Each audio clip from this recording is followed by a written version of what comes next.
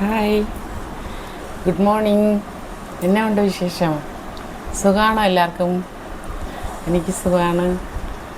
രണ്ട് മൂന്ന് ദിവസമായി വന്നിട്ട്. പിറ്റേന്ന് വരണമെന്ന് വിചാരിച്ചാണ്, വരാൻ പറ്റിയില്ല. കുറച്ച് കാര്യങ്ങളുണ്ടായിരുന്നു, അതുകൊണ്ടാണ് പറ്റാത്തത്. അപ്പോൾ ഞാനിന്നൊരു ചെറിയൊരു ഡിഷ്, അതായത് മുട്ട ഓംപ്ലേറ്റ്, അതിൽ വെറൈറ്റി ആയിട്ടൊരു 2-3 ഐറ്റം കൂടെ ചേർത്ത് 2 ഓംപ്ലേറ്റ് 2 രീതിയിൽ ഉണ്ടാക്കാമെന്ന് വെച്ച്. അപ്പം നിങ്ങൾക്കൊക്കെ ചിലപ്പോൾ അറിയാമായിരിക്കും, പക്ഷേ ഞാൻ 2 രീതിയിൽ ഉണ്ടാക്കാമെന്ന് വിചാരിച്ചു.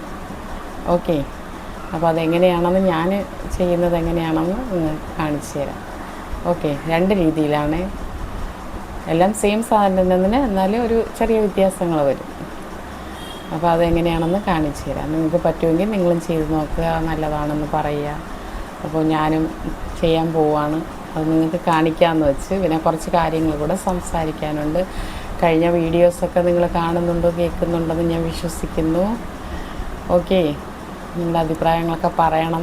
നല്ലതാണെങ്കിലും ചീത്തയാണെങ്കിലും എന്തായാലും കമൻറ്റ് ബോക്സിൽ നിങ്ങളൊന്ന് പറയുക. ഓക്കെ, അപ്പോൾ നമുക്കത് വേണ്ട സാധനങ്ങൾ അപ്പോഴിടുമ്പോൾ ഞാൻ കാണിക്കാം. ഓക്കെ, അപ്പോൾ നമുക്ക് ചെറിയ ഉള്ളി കട്ട് ചെയ്യാം, ചെറുതായിട്ടൊന്ന് കട്ട് ചെയ്യാം.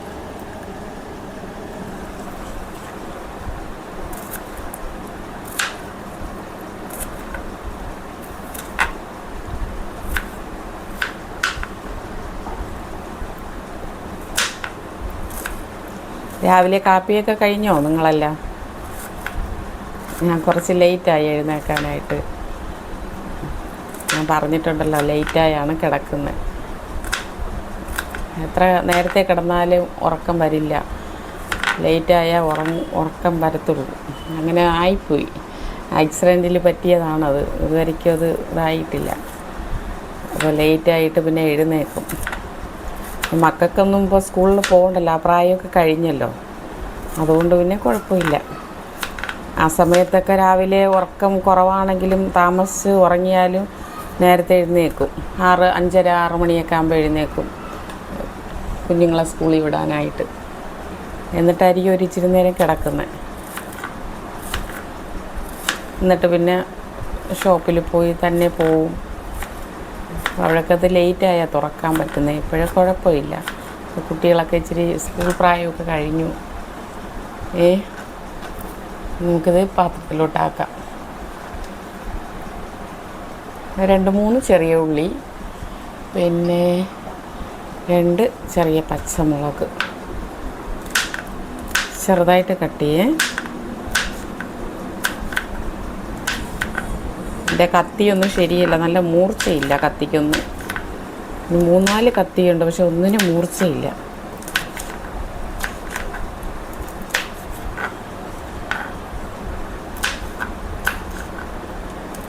ഇത് വെച്ച് അങ്ങ് അഡ്ജസ്റ്റ് ചെയ്ത് പോകും ഈ മുറിച്ച.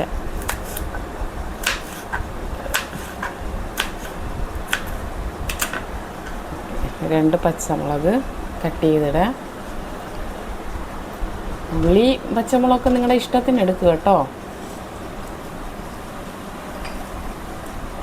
പിന്നെ കുറച്ച് കരിവേപ്പില കുഞ്ഞാട്ടരിയ.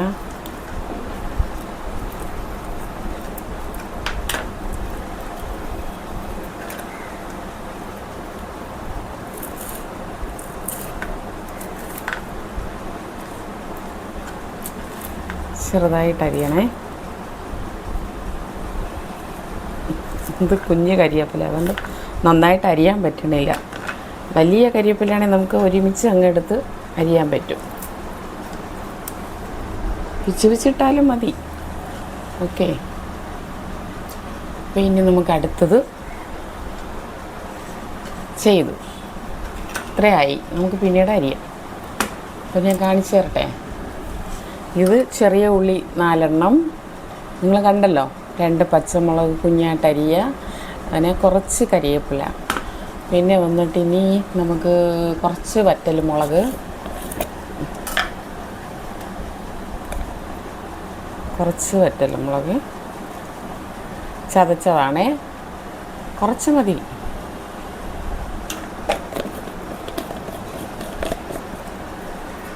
ഓക്കെ. പിന്നെ കുറച്ച് തേങ്ങ,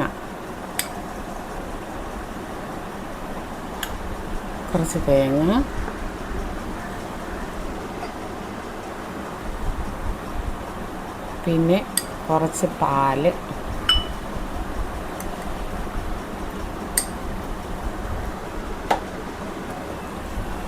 ഓക്കെ.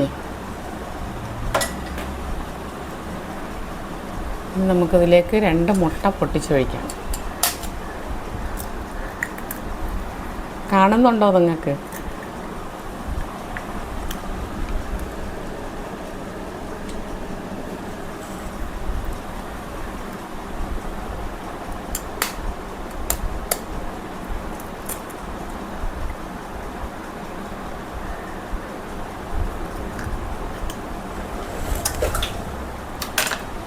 ഇനി കുറച്ച് ലേശം ഉപ്പ്,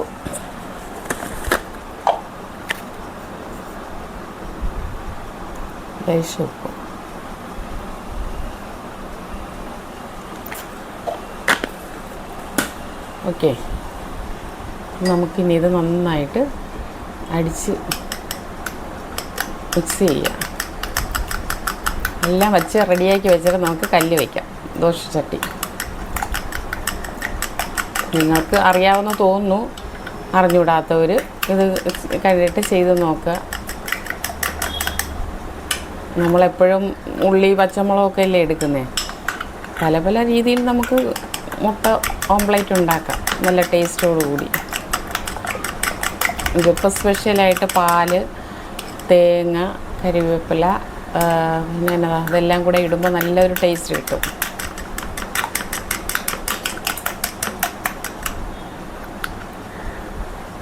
നമുക്ക് ദോശക്കല്ല് വയ്ക്കാം. ഓക്കെ.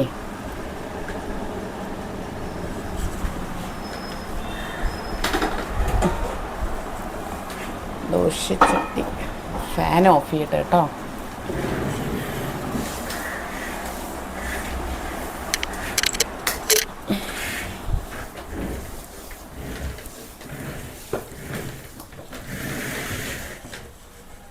ഗ്യാസ് കത്തിച്ചെടുക്കേ. ചട്ടി ചൂടാകട്ടെ.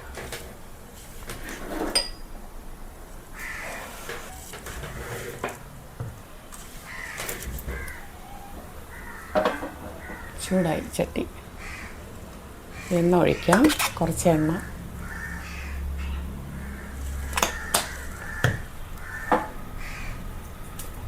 എണ്ണ കൂടിപ്പോയാ.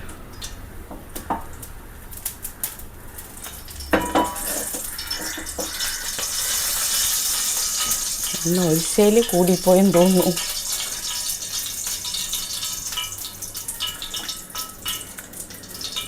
സാരമില്ല, നമുക്ക് ഇതിലോട്ട് മാറ്റാം. ഓക്കെ, കുറച്ച് മാറ്റാം. ഇച്ചിരി കൂടിപ്പോയി.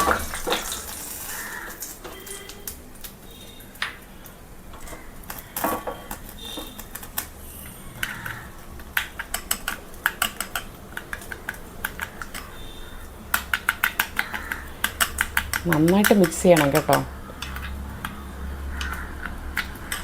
ചട്ടി ചൂടായി, ഒഴിച്ചു കൊടുക്കാം. കാണുന്നുണ്ടോ?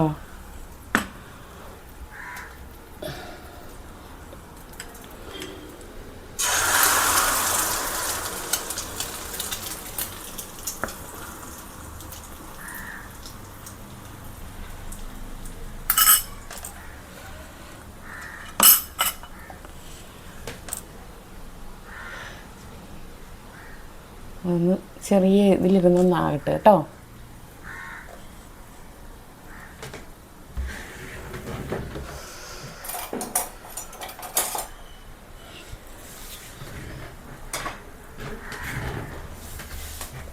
ഇതിലെടുത്തേക്കാം.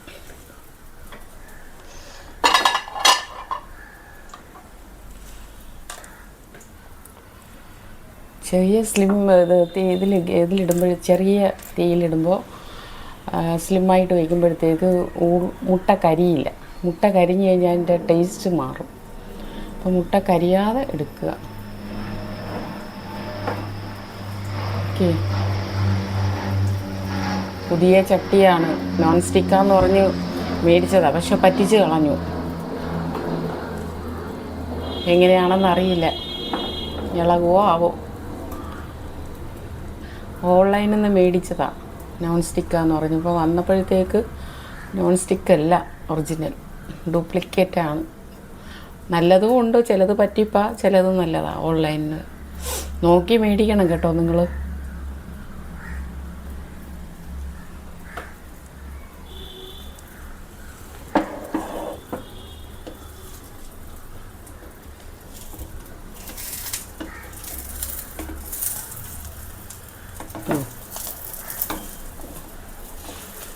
അടിയിലോട്ട് കരിഞ്ഞടോ, ചട്ടി ശരിയല്ലെന്ന് തോന്നുന്നു, എൻ്റെ ആവശ്യമില്ലേ.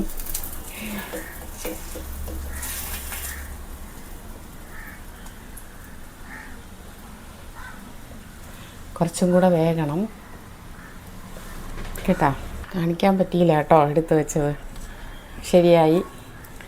ഓക്കെ, പക്ഷേ രണ്ടായിട്ട് ഇങ്ങനെ എടുത്തപ്പോഴത്തേക്ക് രണ്ടായിട്ട് പൊട്ടിപ്പോയി, രണ്ട് സൈഡാക്കി.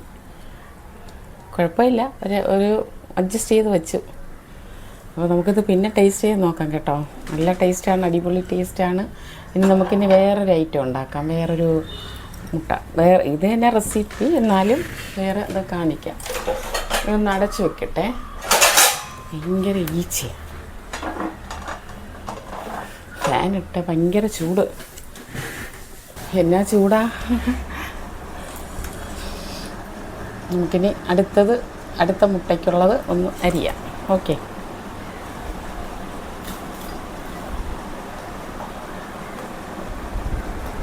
അതും സെയിം ഇത് തന്നെയാണ്, പക്ഷേ ഒരു ഐറ്റം കട്ട് ചെയ്താണ് ഇടുന്നത്, അത്ര വ്യത്യാസമേ ഉള്ളൂ.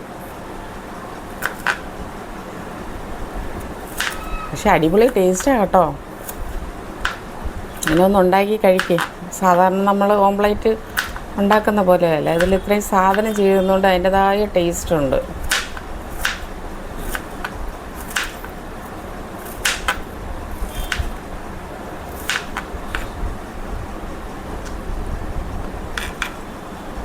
നമുക്കിതിൽ തന്നെ ഇട്ടേക്കാം.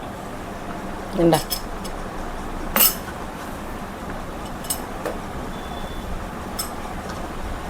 ഇത്രയേ ഉള്ളിയുള്ളൂ, ഇതും കൂടെ അരിയാം. ചെറിയ ഉള്ളി നല്ല ടേസ്റ്റ് അല്ലേ എത്ര ഇട്ടാലും.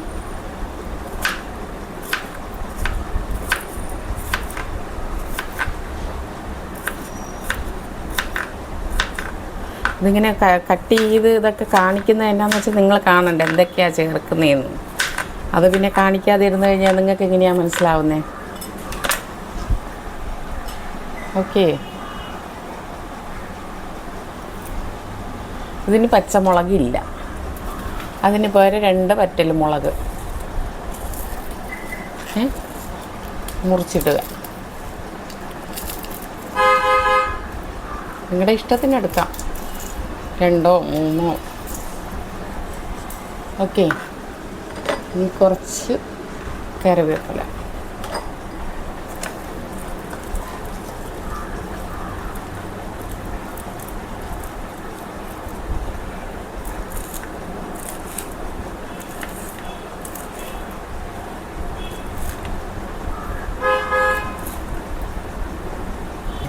കാറിൻ്റെ ഹോൺ അടിക്കുന്നത് ഭയങ്കര ഒച്ച. അപ്പോൾ ഈ വലിയവരായാലും ചെറിയവരായാലും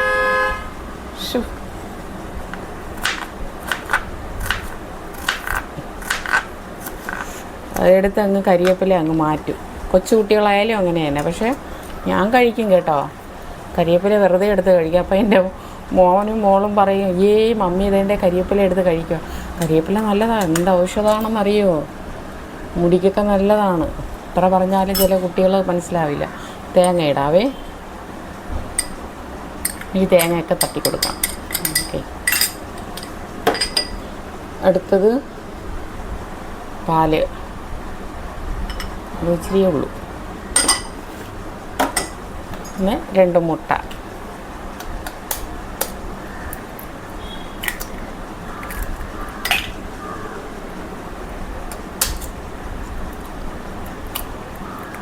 ഓക്കെ, ലേശം ഉപ്പ്. ഇതിന് നിങ്ങൾക്ക് വേണമെങ്കിൽ ചതച്ച മുളകൊക്കെ ഇടാം കേട്ടോ. ഇതിപ്പോൾ ഞാൻ ഈ രീതിയിലൊന്ന് ചെയ്യുന്നു, വേറൊരു ഇത്.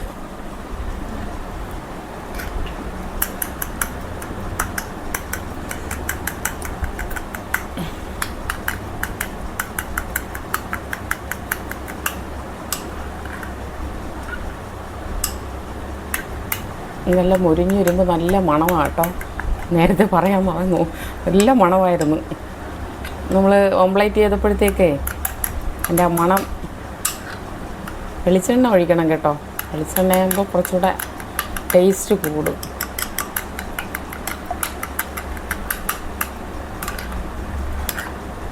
പിന്നെ ഞാൻ വിചാരിച്ച എന്നാണെന്നറിയോ, ഇന്നലെ രസം വെച്ചായിരുന്നു. അപ്പോൾ ആ രസം ഇരിപ്പുണ്ട്, പിന്നെ തോരനുണ്ട്, കുമ്പളങ്ങ തോരൻ വെച്ചായിരുന്നു. വേറെ കറിയൊന്നുമില്ല. അപ്പോൾ ഞാൻ വിചാരിച്ച് മുട്ടയൊന്ന് വെറൈറ്റി ആയിട്ടൊന്ന് ഓംപ്ലേറ്റ് ചെയ്ത് കൊടുക്കാം വിചാരിച്ചു.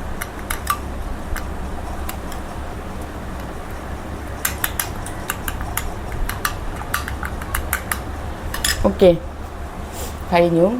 അപ്പം ഇത് തീ ഒന്ന് കത്തിക്കട്ടെ, ഇതൊക്കെ എടുത്ത് മാറ്റാം.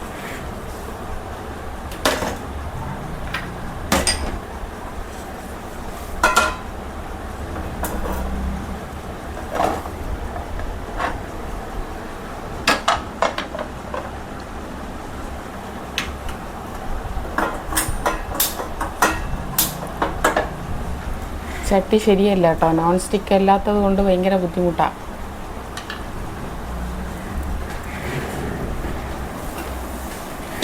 കടകളിൽ പോയി തന്നെ മേടിക്കണം കേട്ടോ നോൺ സ്റ്റിക്ക്, അല്ലെങ്കിൽ ഇങ്ങനത്തെ നമ്മളെ പറ്റിക്കും. ഞാൻ വേണോ വേണ്ടേന്ന് പറഞ്ഞ് ഇങ്ങനെ ആലോചിച്ചു പോയി വാങ്ങിക്കണോ, ഇങ്ങനെ പിന്നെ വെറുതെ ഓൺലൈനിലൊന്നും ബുക്ക് ചെയ്യാം. ആദ്യമായിട്ടാണ് ഇങ്ങനെ മേടിക്കുന്നത് ഓൺലൈനിൽ നിന്ന്. അല്ലെങ്കിൽ പിന്നെ കടയിൽ പോയിട്ടൊക്കെയാണ്, വർഷം കുറേ ആയി പർച്ചേസൊക്കെ ചെയ്തിട്ട്. പിന്നെ ചട്ടിയൊക്കെ എല്ലാം പോയി. അപ്പോൾ പിന്നെ വിചാരിച്ചു പോകണമെങ്കിൽ മക്കളെയും കൂട്ടി തന്നെ പോകും. തന്നെ പോകാൻ പറ്റില്ല കേട്ടോ, തന്നെ പോകാനൊന്നും പറ്റില്ല. മക്കളെയും കൂട്ടിയാണ് എവിടെയും പോകുന്നത്. ഓട്ടോയിൽ പോകും, എന്തെങ്കിലും അവിടെ വീൽ ചെയർ കാണും. ഒത്തിരി നടക്കാൻ പറ്റില്ല, അപ്പോൾ വീൽ ചെയറുണ്ട്. അപ്പോൾ അവിടെ വീൽ ചെയറിലിരുന്നിട്ട് മോൻ കൊണ്ടുപോകും, മോളും കൂടെ കാണും. എന്നിട്ട് അതിലിരുന്ന് സെലക്ട് ചെയ്യും. ഇങ്ങനെയായിരുന്നു പർച്ചേസ് നടന്നത്. ഇപ്പോൾ കുറേ വർഷമായി പോയിട്ട്. മനസ്സിലായോ? എണ്ണ ഒഴിച്ചു, ചട്ടി ചൂടായി. പെട്ടെന്ന് ചൂടാവുന്നു കേട്ടോ ഈ ചട്ടി ഒന്ന് മാറ്റിയാലോ എന്ന് ഞാൻ ഇങ്ങനെ ആലോചിക്കുന്നു. പക്ഷെ ദോശ ചട്ടിയിൽ വെച്ചാൽ ഇങ്ങനെ ഇതായിപ്പോവും. വേറെ ഇല്ലല്ലോ, അഡ്ജസ്റ്റ് ചെയ്യാം. ഒഴിക്കുവാണേ.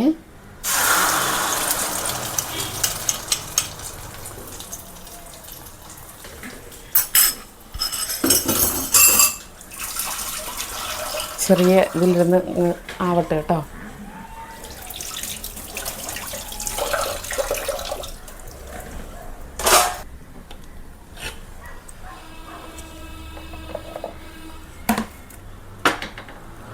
ഇത് പിന്നെ തണുത്ത് പോവും.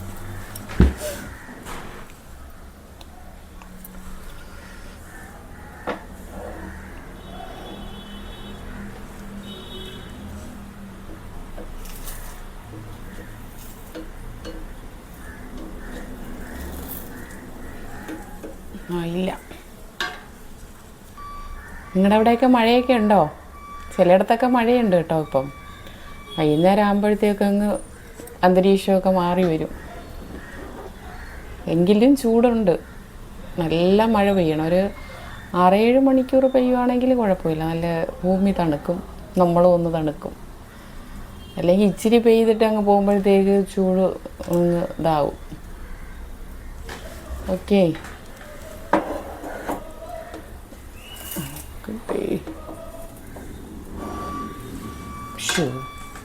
ഞാൻ എണ്ണ ഒഴിച്ച് വെച്ചായിരുന്നു, അത് ഒഴിച്ചില്ല, മറന്നുപോയി. ഇതിന് വേറെ എന്തിനെങ്കിലും എടുക്കാം.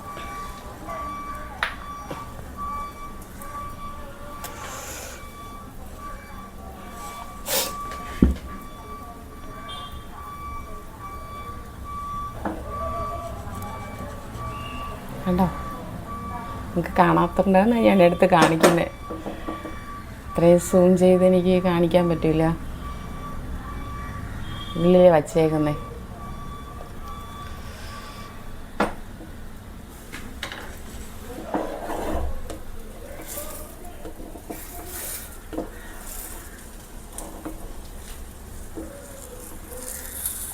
ശകലം കൂടെ ഒന്ന് മുരിയണം.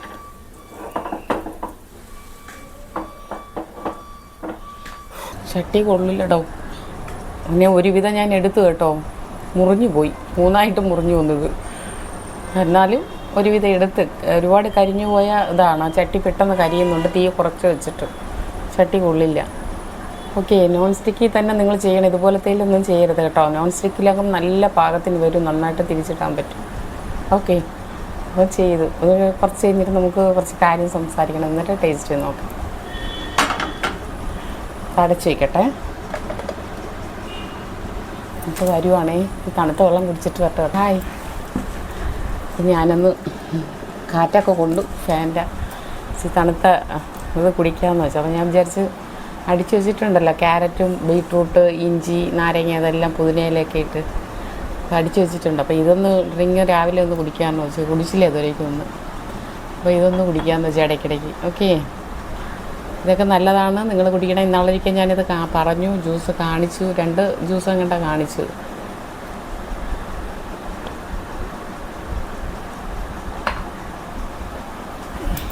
സൂപ്പറാ, നല്ലൊരു എനർജിയൊക്കെ കിട്ടും കേട്ടോ. ഇതൊക്കെ രാവിലെ കുടിച്ചിട്ട് പെണ്ണുങ്ങൾ വീട്ടിൽ ജോലിയൊക്കെ ചെയ്യണം. നമ്മൾ ഒത്തിരി ജോലി ചെയ്യുന്നവരൊക്കെ ഉണ്ട്, തളർന്നു പോകില്ല കേട്ടോ. ആ സമയത്തൊക്കെ ഇതൊക്കെ അടിച്ചു വെച്ച് കഴിഞ്ഞാൽ നല്ലൊരു എനർജി, പിന്നെ നന്നായിട്ട് ബ്ലഡ് സർക്കുലേഷൻ ഉണ്ടാകും, ഹാർട്ടിന്, കിഡ്നിക്ക്, ഇതിനെല്ലാം നല്ല സാധനമാണ്. പിന്നെ നല്ല നിറം വയ്ക്കാനും നല്ലതാണ് കേട്ടോ. അപ്പം നിങ്ങളിത് കഴിക്കണം, പ്രത്യേകിച്ച് പെണ്ണുങ്ങൾ. ആണുങ്ങൾക്കും കഴിക്കാം.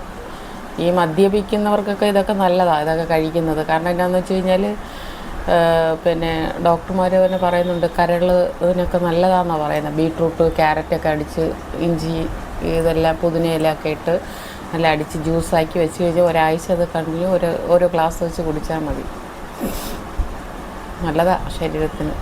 നമ്മുടെ ശരീരം കൂടെ നമ്മൾ നോക്കണം കേട്ടോ എപ്പോഴും. നമ്മുടെ ആരോഗ്യം കിടന്നാലല്ലേ നമുക്ക് മക്കൾക്ക് ജോലി ചെയ്ത് കൊടുക്കാൻ പറ്റൂ, മക്കളെ നന്നായിട്ട് നോക്കാൻ പറ്റൂ. ചില അമ്മമാരായിരുന്നാലും ഞാനായിരുന്നാൽ പോലും അങ്ങനെ തന്നെയാണ്. നമ്മൾ മക്കളായി കഴിഞ്ഞ് കഴിഞ്ഞാൽ നമ്മൾ മക്കളുടെ കാര്യം മാത്രം ശ്രദ്ധിക്കുക, അവർക്ക് കറക്റ്റായിട്ട് ആഹാരം കൊടുക്കണം, അവരുടെ കാര്യങ്ങൾ നമ്മുടെ കാര്യം നമ്മൾ ഒരു അമ്മമാരും ശ്രദ്ധിക്കില്ല. പക്ഷേ ശ്രദ്ധിക്കണം, അല്ലെങ്കിൽ നമ്മൾ പെട്ടുപോകും.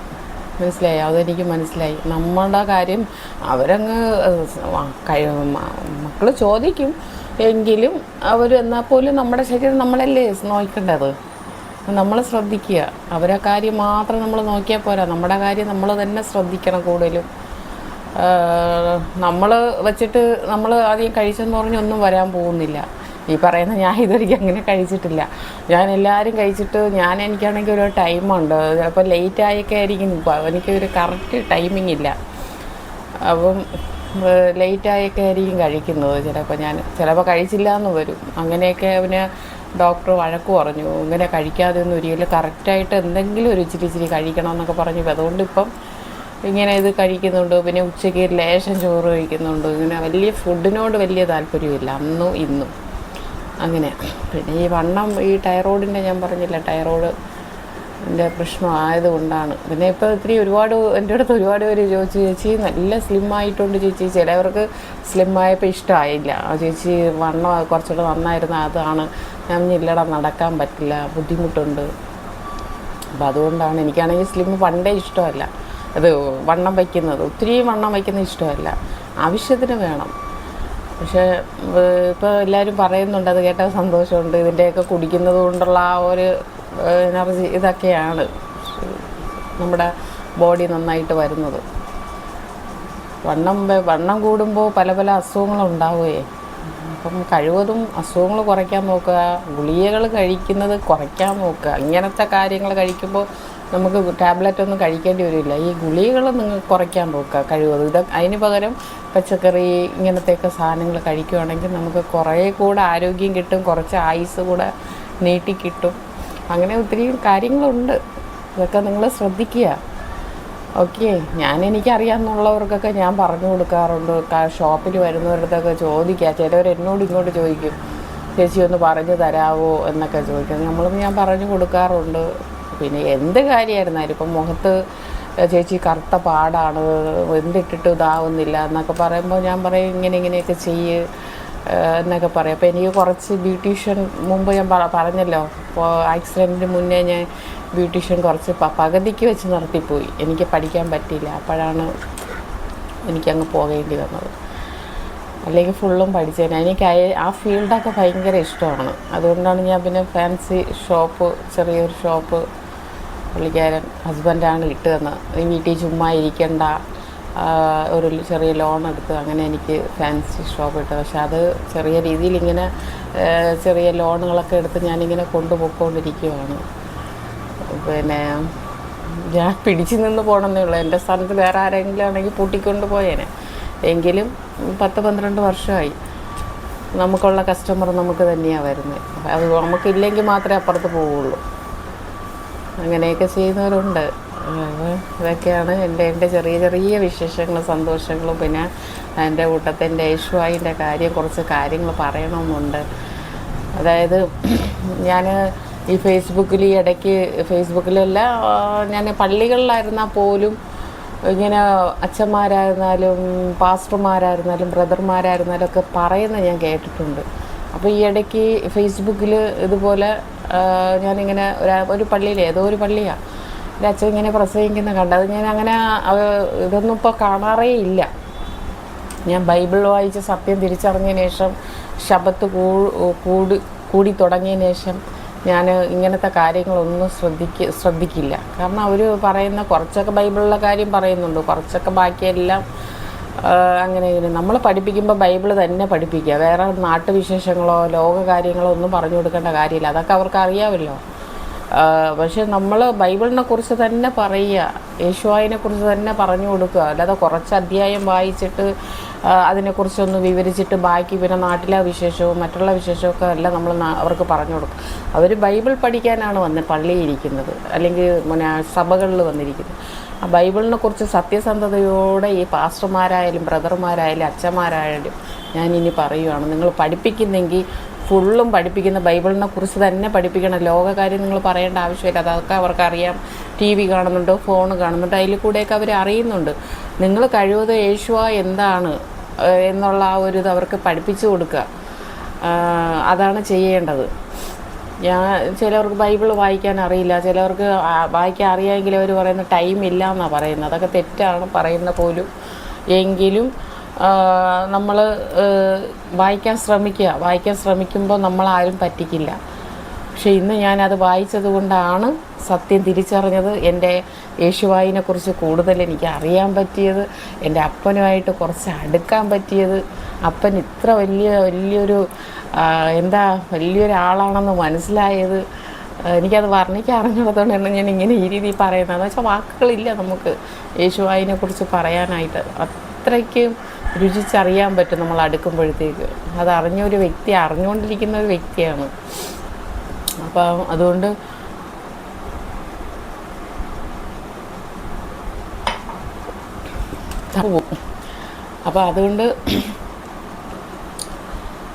ചില അച്ഛന്മാർ പറയുന്നത് എനിക്കത് ഇതിൽ പറയണമെന്ന് ഒരു വലിയ ആഗ്രഹം. അതങ്ങനെ എന്ന് വെച്ചാൽ അവരിനി അറിവില്ലായ്മ കൊണ്ട് പറയുന്നതാണോ എന്ന് എനിക്ക് അറിയില്ല കേട്ടോ. അത് മനഃപൂർവ്വമാണോ എന്ന് എനിക്കറിയില്ല. അല്ലെങ്കിൽ അവർ മറ്റുള്ളവരെ കണ്ട് പഠിച്ചതാണോ എന്ന് എനിക്കറിയില്ല. പക്ഷേ എനിക്കിത് പറയാതെ ഇരിക്കാൻ പറ്റില്ല. എനിക്ക് പറഞ്ഞേ പറ്റൂ. എനിക്കത് കേട്ടപ്പോൾ തന്നെ ഭയങ്കര വിഷമമായി. എന്തിനാണ് എൻ്റെ യേശുവായിനെ ഒരു ബഹുമാനം ഇല്ലാതെ ഇവർ സംസാരിക്കുന്നതെന്ന്. എൻ്റെ യേശു ആരെന്നാണ് ഇവർ വിചാരിച്ചിരിക്കുന്നത്? ഈ അച്ഛന്മാരും പാസ്റ്റർമാരും ഈ ബ്രദർമാരൊക്കെ ബഹുമാനം കൊടുക്കണ്ടേ എൻ്റെ യേശുവായിക്ക്? ബാക്കി ലോകത്തിലുള്ള മനുഷ്യർക്കെല്ലാം അവർ ബഹുമാനം കൊടുക്കുക, സാറെന്നും പിതാവെന്നും. ഈ സൂസഭാഗ്യം ഇവരെയൊക്കെ പിതാവെന്നും എന്തൊരു ബഹുമാനത്തോടു കൂടിയാണ് അവരുടെ മുന്നിലെ അച്ഛന്മാർ നിൽക്കുന്നതും. പിതാവിരിക്ക് എന്ന് മെത്രാനെയൊന്നും പിതാവെന്ന് വിളിക്കേണ്ട കാര്യമില്ല. ബൈബിളിലുണ്ട്, എന്നെ അല്ലാതെ വേറെ ആരെയും നിങ്ങൾ ആ നാമം എടുത്ത് വിളിക്കാൻ പാടില്ലെന്നാണ് പറയുന്നത് പിതാവെന്ന്. അത് ആ സ്വർഗത്തിലിരിക്കുന്ന ജീവനുള്ള അപ്പം തന്നെയാണ് പിതാവ്. ഭൂമിയിലുള്ള ആരും നമുക്ക് പിതാവില്ല. ഓക്കെ, നിങ്ങൾക്കത് അറിഞ്ഞൂടാത്തത് കൊണ്ടായിരിക്കും. ഞാനത് ബൈബിൾ കൂടുതൽ അറിഞ്ഞത് കൊണ്ടാണ്, എൻ്റെ അപ്പനെക്കുറിച്ച് കൂടുതൽ മനസ്സിലായത് കൊണ്ടാണ് ഞാൻ നിങ്ങളോടത് പറയുന്നത്. അപ്പോൾ അതുകൊണ്ട് എനിക്കത് ഭയങ്കര വിഷമമാണ് അത് കേട്ടപ്പോൾ തന്നെ. ഇവർ 5, 6 വർഷം 10 വർഷമൊക്കെ ഒരു അച്ഛന് പഠിച്ചിട്ട് ഇങ്ങനെയൊക്കെ ഒരു ബഹുമാനം ഇല്ലാതെ യേശുവിനെ സംസാരിക്കുക എന്ന് പറഞ്ഞു കഴിഞ്ഞാൽ എന്തുവാണ്?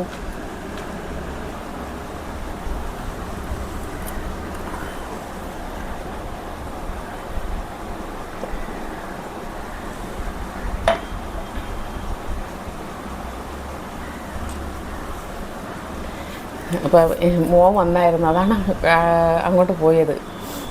മോനൊരു വീട് കാണാൻ പോയായിരുന്നേ. അപ്പോൾ ഇവിടെ നിന്ന് ഞാൻ കഴിഞ്ഞ ഇതിൽ പറഞ്ഞല്ലോ, വീട് അന്വേഷിക്കുന്നു, മാറണമെന്ന്. അപ്പോൾ പലയിടത്തും വീട് നോക്കുന്നുണ്ട്, ഒന്നും എല്ലാം മുകളിലും ഇടവഴിയിലൊക്കെയാണ്. അപ്പോൾ എനിക്ക് പറ്റില്ല, കാല് വയ്യാഞ്ഞിട്ട്. അപ്പോൾ മെയിൻ റോഡ് തന്നെ പറ്റത്തുള്ളൂ. ഓട്ടോ വരാനും തന്നെ മക്കളില്ലെങ്കിൽ ഓട്ടോ പിടിച്ച് പോകാനൊക്കെ എനിക്ക് അങ്ങനെ പറ്റൂ. അപ്പോൾ ഇപ്പോൾ ഒരു വീട് പോയി നോക്കി, ഇച്ചിരി ദൂരമാണ്. ഒന്ന് ഓട്ടോ കൂലിയൊക്കെ നോക്കുമ്പോൾ നഷ്ടമാണ്. പിന്നെ അതുമാത്രമല്ല, വീട് വാടകയൊക്കെ ഭയങ്കര വാടകയാണ്, നമുക്ക് താങ്ങാൻ പറ്റില്ല എന്നേ.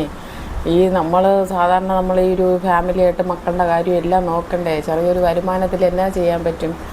ഭയങ്കര വാടകയൊക്കെയാണ്. അത് CSFകാർ വന്ന് ഈ ഹിന്ദിക്കാരൊക്കെ വന്നതിലാണ് ഇവരൊക്കെ ഇത്രയും മലയാളികൾ വാടക കൂട്ടി. അതുമാത്രമല്ല, ഗവൺമെൻറ്, ഞാൻ കഴിഞ്ഞ വീഡിയോസിൽ ഇതിനെക്കുറിച്ച് ഞാൻ പറഞ്ഞായിരുന്നു.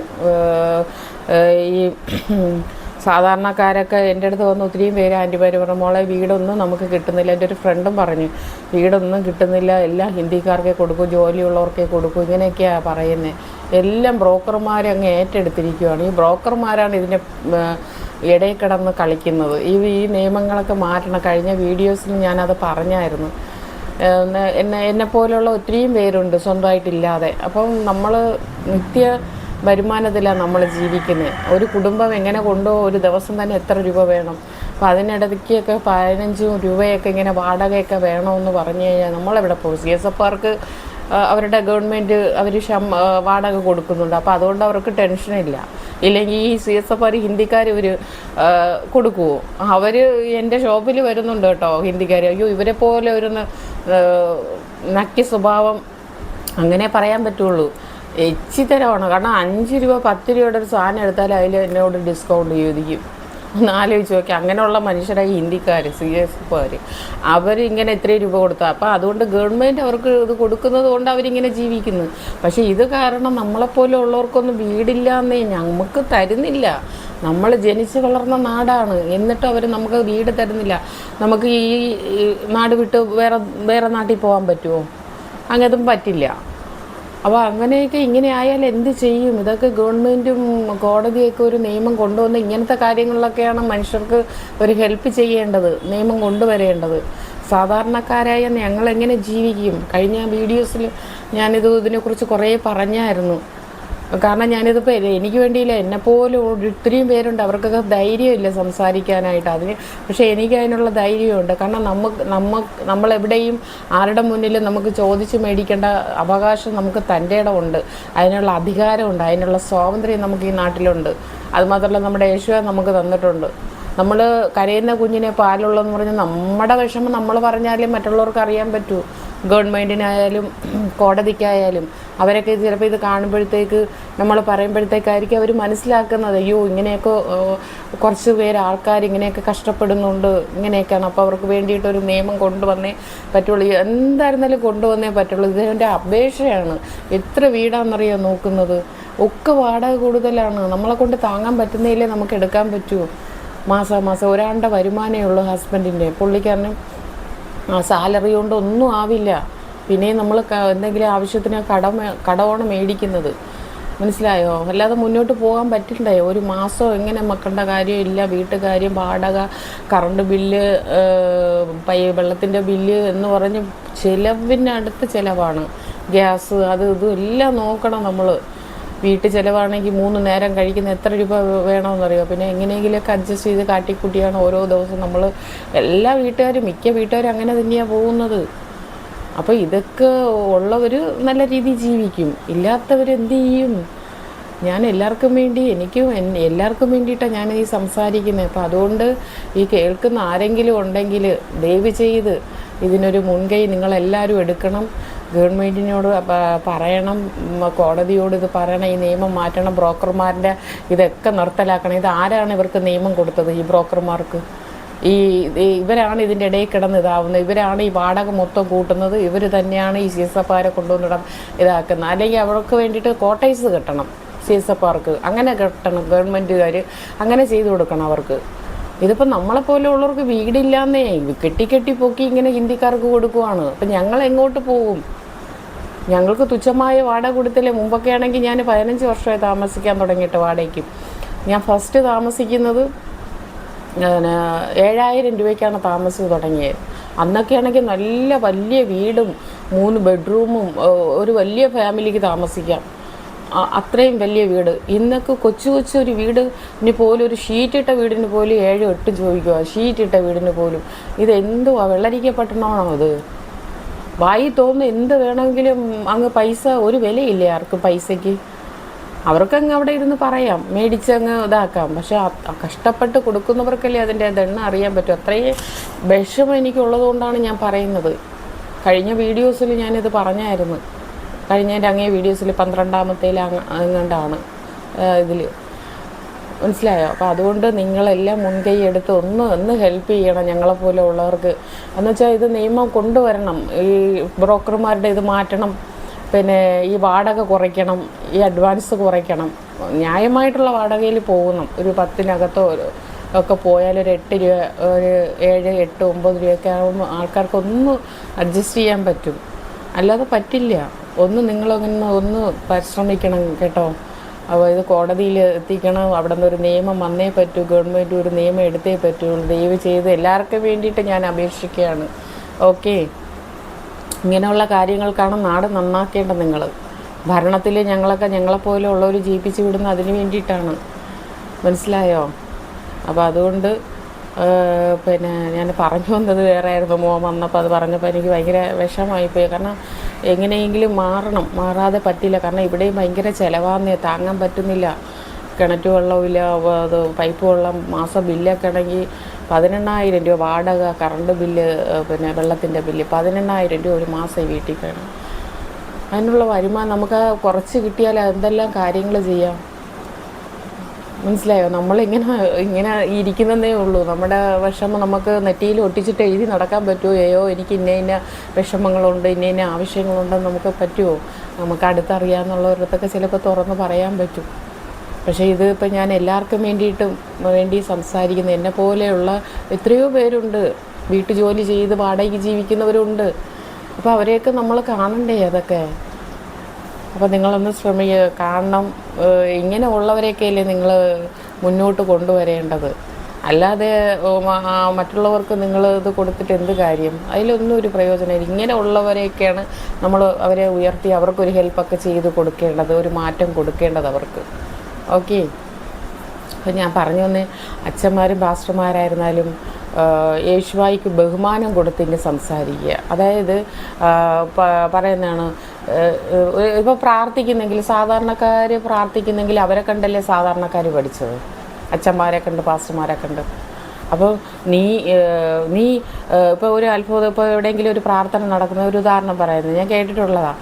നീ ചെയ്യുമെന്ന് എനിക്കറിയാം. യേശുവായോട് പറയുക, നീ ചെയ്യുമെന്ന് എനിക്കറിയാം, നീ എൻ്റെ പ്രാർത്ഥന കേൾക്കുമെന്നറിയാം എന്നൊക്കെ പറഞ്ഞ് നീ എന്നൊക്കെയാണ് പറയുന്നത്. എൻ്റെ ആബയ്ക്കൊരു ബഹുമാനം നിങ്ങൾ കൊടുക്കുക. എൻ്റെ ആബ ആരാന്നാണ് വിചാരിച്ചത്? ഈ സർവ്വതും സൃഷ്ടിച്ച വ്യക്തിയാണ്. ഈ ലോകം തന്നെ, ഇന്ന് നമ്മൾ നിലനിൽക്കുന്ന ഈ ഭൂമി തന്നെ സർവ്വതും നമുക്ക് വേണ്ടി സൃഷ്ടിച്ചു. നമുക്ക് എന്തെല്ലാം കഴിക്കാനും തിന്നാനും കുടിക്കാനും ഒക്കെ ഉള്ളതെല്ലാം സൃഷ്ടിച്ച് നമ്മളെ കാത്ത് പരിപാലിച്ച് കൊണ്ടുപോകുന്ന ആ സൃഷ്ടാവിനെയാണ് നിങ്ങൾ നീ എന്താ വീട്ടിൽ വളർത്തുന്ന പട്ടിയാണോ? നീ ഇങ്ങോട്ട് വന്ന് ചെയ്യും, ഞാൻ പറയുന്നത് പോലെ ചെയ്യ്.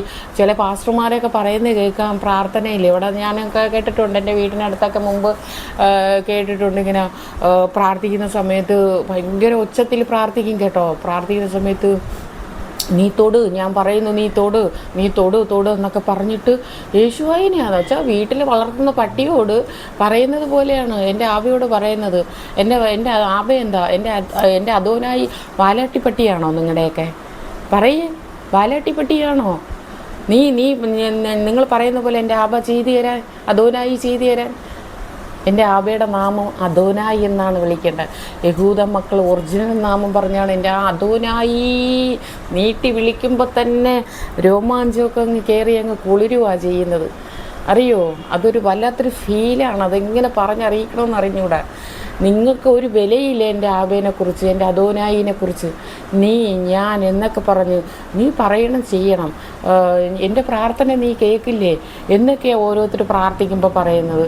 നിന്നോട് ഞാൻ അന്ന് പറഞ്ഞില്ലേ എന്നൊക്കെ പറഞ്ഞിട്ട് പറയുവാണ്. അച്ഛന്മാരായിരുന്നാലും പറഞ്ഞ് കേട്ടിട്ടുണ്ട്. അപ്പോൾ ഒരു അച്ഛനെ ഫേസ്ബുക്കിൽ ഇങ്ങനെ പ്രസംഗിക്കുവാണ്, നിന്നോട് ഞാൻ പറഞ്ഞില്ലേ ഇതൊക്കെ ചെയ്യാനായിട്ട് എന്നൊക്കെ. ഞാൻ ഇപ്പം ചിന്തിക്കുവാണേ, ഇത് ആരോടാണ് ഈ പറയുന്നത്? ഈ മെത്രാന്മാർ വരുമ്പോഴത്തേക്കും മെത്രാനെ വിളിക്കുന്ന, മെത്രാൻ ഇരിക്കും. എന്തൊരു ബഹുമാനമാണ് മെത്രാനൊക്കെ കൊടുക്കുന്നത്.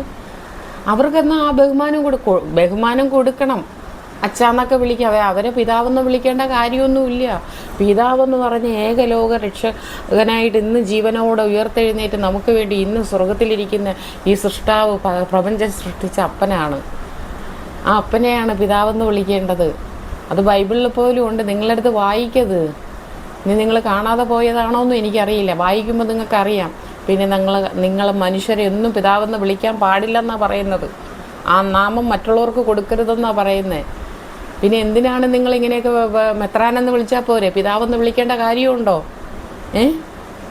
അപ്പോൾ അവരെയൊക്കെ പിതാവെന്നും ഭയങ്കര ബഹുമാനത്തോടെയാ സാറെന്നും എന്നൊക്കെയാണ് അച്ഛന്മാർ വേറെ ആരെങ്കിലും വലിയ ഉദ്യോഗസ്ഥരെയൊക്കെ കാണുമ്പോൾ സാറെന്നൊക്കെ വിളിക്കും. എൻ്റെ യേശുവായിനെ, എൻ്റെ ആബേനെ, എൻ്റെ അതോനായിനെ വിളിക്കുന്നത് നീയെന്നും ഞാനെന്നും നീ പറയുന്നത് പോലെ ചെയ്യണം, നീ അവരെ തൊടണം, നീ തൊട്ടേ പറ്റുള്ളൂ എന്നൊക്കെ പറയേണ്ടത് നിങ്ങളുടെ ആജ്ഞ അനുസരിക്കുന്ന പാലാട്ടി പട്ടിയാണോ എൻ്റെ ആബ? നിങ്ങൾ ആരെന്നാ വിചാരിച്ചത്? എൻ്റെ ആബയെക്കുറിച്ച് എന്താ നിങ്ങൾ കരുതി വെച്ചേക്കുന്നത്? എനിക്കത് കേട്ടപ്പോൾ എന്തോരം വിഷമമായെന്നറിയാമോ? എൻ്റെ ആബേനെ എന്തുവാ ഒരു ബഹുമാനം ഇല്ലാതെ ഇവർ സംസാരിക്കുന്നത്? നീയെന്ന് പോലും പറഞ്ഞ് വിളിക്കാൻ പാടില്ല. അങ്ങനെ അറിവില്ലാതെ നിങ്ങൾ ഇനി പറഞ്ഞിട്ടുണ്ടെങ്കിൽ നിങ്ങൾ അതിനുവേണ്ടി ആബയോട് മാപ്പ് ചോദിക്കുക. അങ്ങനെയല്ല പ്രാർത്ഥിക്കേണ്ടത്. ആബാ അതോനായി എന്ന് പറഞ്ഞ് നിങ്ങൾ വിളിക്കുക, യേശുവാ എന്ന് പറഞ്ഞ് വിളിക്കുക. അല്ലാതെ നിങ്ങൾ ഇങ്ങനെയൊന്നുമല്ല പ്രാർത്ഥിക്കേണ്ടത്. ദയവ് ചെയ്ത് ആരെങ്കിലും കേൾക്കുകയാണെങ്കിൽ, അച്ഛന്മാരായാലും പാസ്റ്റർമാരായാലും ബ്രദർമാരായാലും സാധാരണ ആൾക്കാരായാലും അവരും പ്രാർത്ഥിക്കുന്നത് എങ്ങനെയാണ്? നീ എൻ്റെ പ്രാർത്ഥനകൾക്ക് നീ തന്ന വിധിയല്ലേ. ഓരോ അമ്മമാർ പറയുക, നീ തന്ന വിധിയല്ലേ എന്നൊക്കെയാണ് പറയുന്നത്. എന്താണിത്? നിങ്ങൾ തന്നെ ഒന്ന് ചിന്തിച്ചു നോക്കിയേ. സ്വയം മനസാക്ഷിയോട് ചോദിക്കും, നിങ്ങൾ ചെയ്യുന്നത് തെറ്റാണോ ശരിയാണോ എന്ന്. ഇതാരും ചൂണ്ടിക്കാണിക്കുന്നില്ല. ഇത് എൻ്റെ മനസ്സിൽ തോന്നിയതാ. എനിക്ക് അപ്പോഴും തോന്നി, ഇതെന്താണ് എല്ലാവരും ഇങ്ങനെ സംസാരിക്കുന്നത്, നീ എന്ന് ഞാനെന്ന് എൻ്റെ ആബേനെ സംബോധന ചെയ്യുന്നത്. അങ്ങനെ ഇനി നിങ്ങൾ വിളിക്കരുത്. ഇതെന്തായിരുന്നാലും എനിക്ക് വീഡിയോസിൽ പറയണമെന്നുണ്ടായിരുന്നു. ഞാൻ പറഞ്ഞില്ലെങ്കിൽ, എൻ്റെ അപ്പന് വേണ്ടി ഞാൻ ചോദിച്ചില്ലെങ്കിൽ പിന്നെ ആര് ചോദിക്കും? ഞാൻ എൻ്റെ അപ്പനെ ഒരുപാട് സ്നേഹിക്കുന്നത് കൊണ്ടാണ്, എൻ്റെ അപ്പനെ ഞാൻ അറിഞ്ഞത് കൊണ്ടാണ്. എൻ്റെ അപ്പൻ ഏത് ആളാണെന്ന് വിചാരിച്ചിട്ടാണെന്ന് പറയും. എനിക്ക് വർണ്ണിക്കാൻ വാക്കുകളില്ല. അത്രയ്ക്കും അതുക്കും മേലെയാണ് എൻ്റെ ആബ, എൻ്റെ അതോനായി. അപ്പോൾ ആ ആബയ്ക്ക് വേണ്ടിയിട്ട് ഞാൻ സംസാരിച്ചില്ലെങ്കിൽ, ഞാൻ ചോദിച്ചില്ലെങ്കിൽ പിന്നെ ആര് ചോദിക്കും? ആ നന്ദി വേണം. മനസ്സിലായോ? ഇനി പാസ്റ്റർമാരായാലും ബ്രദർമാരായാലും വാലാട്ടി പട്ടിയല്ല എൻ്റെ യേശുവ. ഇനി അങ്ങനെ നിങ്ങൾ സംബോധന ചെയ്ത് വിളിക്കുകയും ചെയ്യരുത്. നീ ചെയ്യ്, നീ തൊട് എന്നൊക്കെയാണ് പറയുന്നത്. എന്താണിത്? നിങ്ങളുടെ വീട്ടിൽ വളർത്തുന്ന പട്ടിയോട് പറയല്ലേ, നിങ്ങളുടെ മക്കളോട് പറയേ. അതിന് അർഹതയുണ്ട് അവർക്ക്. പക്ഷേ എൻ്റെ ആബയോട്, ഈ സൃഷ്ടാവിനോട്, നിങ്ങളെയൊക്കെ സൃഷ്ടിച്ച സൃഷ്ടാവിനോട് നിങ്ങളിങ്ങനെയല്ല പറയേണ്ടത്. നിങ്ങളുടെ വാലാട്ടി പട്ടിയല്ല എൻ്റെ യേശുവ, എൻ്റെ അതോനായി. മനസ്സിലായോ? അതൊക്കെ മേലെയാണ്. അതോനായിയെ നിങ്ങൾ സംബോധന ചെയ്യ്, യേശുവ എന്ന് വിളിക്കുക. അല്ലാതെ ഇനി ആ നാമം എടുത്ത് വിളിക്കരുത്. അറിയോ? ഞാനൊരു ഉദാഹരണം പറയട്ടെ. നിങ്ങളെ ഒരു ഇപ്പം നിങ്ങൾ ഒരിടത്ത് നിൽക്കുവാണ്. അപ്പോൾ നിങ്ങൾ ഇത്തിരി നല്ല ഇത്തിരി സ്റ്റാൻഡേർഡുള്ള ആളാണെന്ന് വിചാരിച്ചോ. അപ്പോൾ ഒരിടത്ത് പോയി ഇങ്ങനെ നിൽക്കുമ്പോൾ വേറൊരാൾ വന്നിട്ട് ഇയാളുടെ അടുത്ത് എന്തെങ്കിലും പറഞ്ഞ് ചൂടാവുകയാണ്. അപ്പോൾ ഇയാളുടെ നീ എന്നും ഇടാ എന്നും പോടാ എന്നും വിളിക്കുമ്പോൾ നിങ്ങൾക്കത് ഇഷ്ടപ്പെടുമോ? പറയേ, നിങ്ങൾക്കത് ഇഷ്ടപ്പെടുമോ? ഇയാൾക്കൊരു വിലയില്ലേ? ആ വില ഇയാളൊരു കാറിൽ വന്ന് ഇറങ്ങി കോട്ട് സൂട്ടും ഒക്കെ ഇട്ട വേറൊരാൾ വന്ന് ഇയാളോട് ഇങ്ങനെ പറയുവാണ്, എടാ നീ ആരാടാ എന്നോട് സംസാരിക്കുക എന്നൊക്കെ ഞാനൊരു ഉദാഹരണം പറയും. ഇങ്ങനെയൊക്കെ പറയുമ്പോൾ നിങ്ങൾക്കത് സഹിക്കാൻ പറ്റുമോ? അവിടെ നിങ്ങൾ റിയാക്റ്റ് ചെയ്യും. എന്തിനാ നീ എന്നെ അങ്ങനെ വിളിച്ചെന്ന് ചോദിക്കും. അല്ലെങ്കിൽ എനിക്കൊരു പേരുണ്ട്, എന്നെ ഇടാ പോടാന്ന് വിളിക്കില്ല. പലരും പറയാറുണ്ട്, ചിലവർക്കൊന്നും ഇടിയെന്നോ പോടിയെന്നോ അല്ലെങ്കിൽ പോടാന്നൊന്നും വിളിക്കുന്ന ചിലവർക്ക് ഇഷ്ടമല്ല. അവർ പറയും നിങ്ങൾക്ക് എന്നെ പേര് പറഞ്ഞ് വിളിക്കാം. എന്തുകൊണ്ട് അവർക്ക് അത് റിയാക്റ്റ് ചെയ്യുന്നു? അവർക്ക് സഹിക്കാൻ പറ്റുന്നില്ല. അവരാരാണ്, അവരെന്താണ് ക്വാളിറ്റി എന്ന് അവർക്ക് തന്നെ അറിയാം. അതുകൊണ്ടാണ് അവർക്ക് അത് സഹിക്കാൻ പറ്റാത്ത. അപ്പോൾ എൻ്റെ ആബ അതുക്കും മേലെയാണ്. അപ്പോൾ എൻ്റെ ആബേനെ ഇങ്ങനെ വിളിക്കുമ്പോൾ എൻ്റെ ആബേൻ്റെ മനസ്സ് എന്തോരം വേദനിക്കുന്നുണ്ടാവും. അത് എനിക്ക് ആ വേദന അറിയാൻ പറ്റി, എൻ്റെ ആബയുടെ വേദന. അതുകൊണ്ടാണ് ഞാൻ റിയാക്റ്റ് ചെയ്യുന്നത്. അതുകൊണ്ടാണ് ഞാൻ ഇങ്ങനെ പ്രതികരിക്കുന്നത്. അതുകൊണ്ടാണ് ഞാൻ നിങ്ങളോട് ചോദിക്കുന്നത്. ഞാൻ ഇതാക്കി തന്നെ ഞാൻ ചോദിക്കുന്നത്. ഇനി നിങ്ങൾ അങ്ങനെ വിളിക്കുകയേ ചെയ്യരുത്. നിങ്ങൾ ഇതെല്ലാം മാറ്റണം. അദോനായി അല്ലെങ്കിൽ യേശുവ എന്ന് പറഞ്ഞ് യഹൂദ മക്കൾ വിളിക്കുന്ന പോലെ നിങ്ങൾ വിളിക്കുക. അല്ല നീയെന്നോ ഞാനെന്നോ, നീ തൊട്, ഞാൻ പറയുന്ന പോലെ നീ തൊടണം, നീ തൊട്ടേ പറ്റൂ, ഇപ്പം സൗഖ്യമാക്കണം നീ എന്ന് നീ കൊടുത്തു വച്ചിരിക്കുവാണ്. എൻ്റെ അപ്പനെ നീയാണോ വളർത്തിയത്? ഈ പാസ്റ്റർമാരാണോ വളർത്തിയത്? ഈ ബ്രദർമാരാണോ വളർത്തിയത് എൻ്റെ യേശുവായിനെ? ഇങ്ങനെയൊക്കെ സംസാരിക്കാനായിട്ട്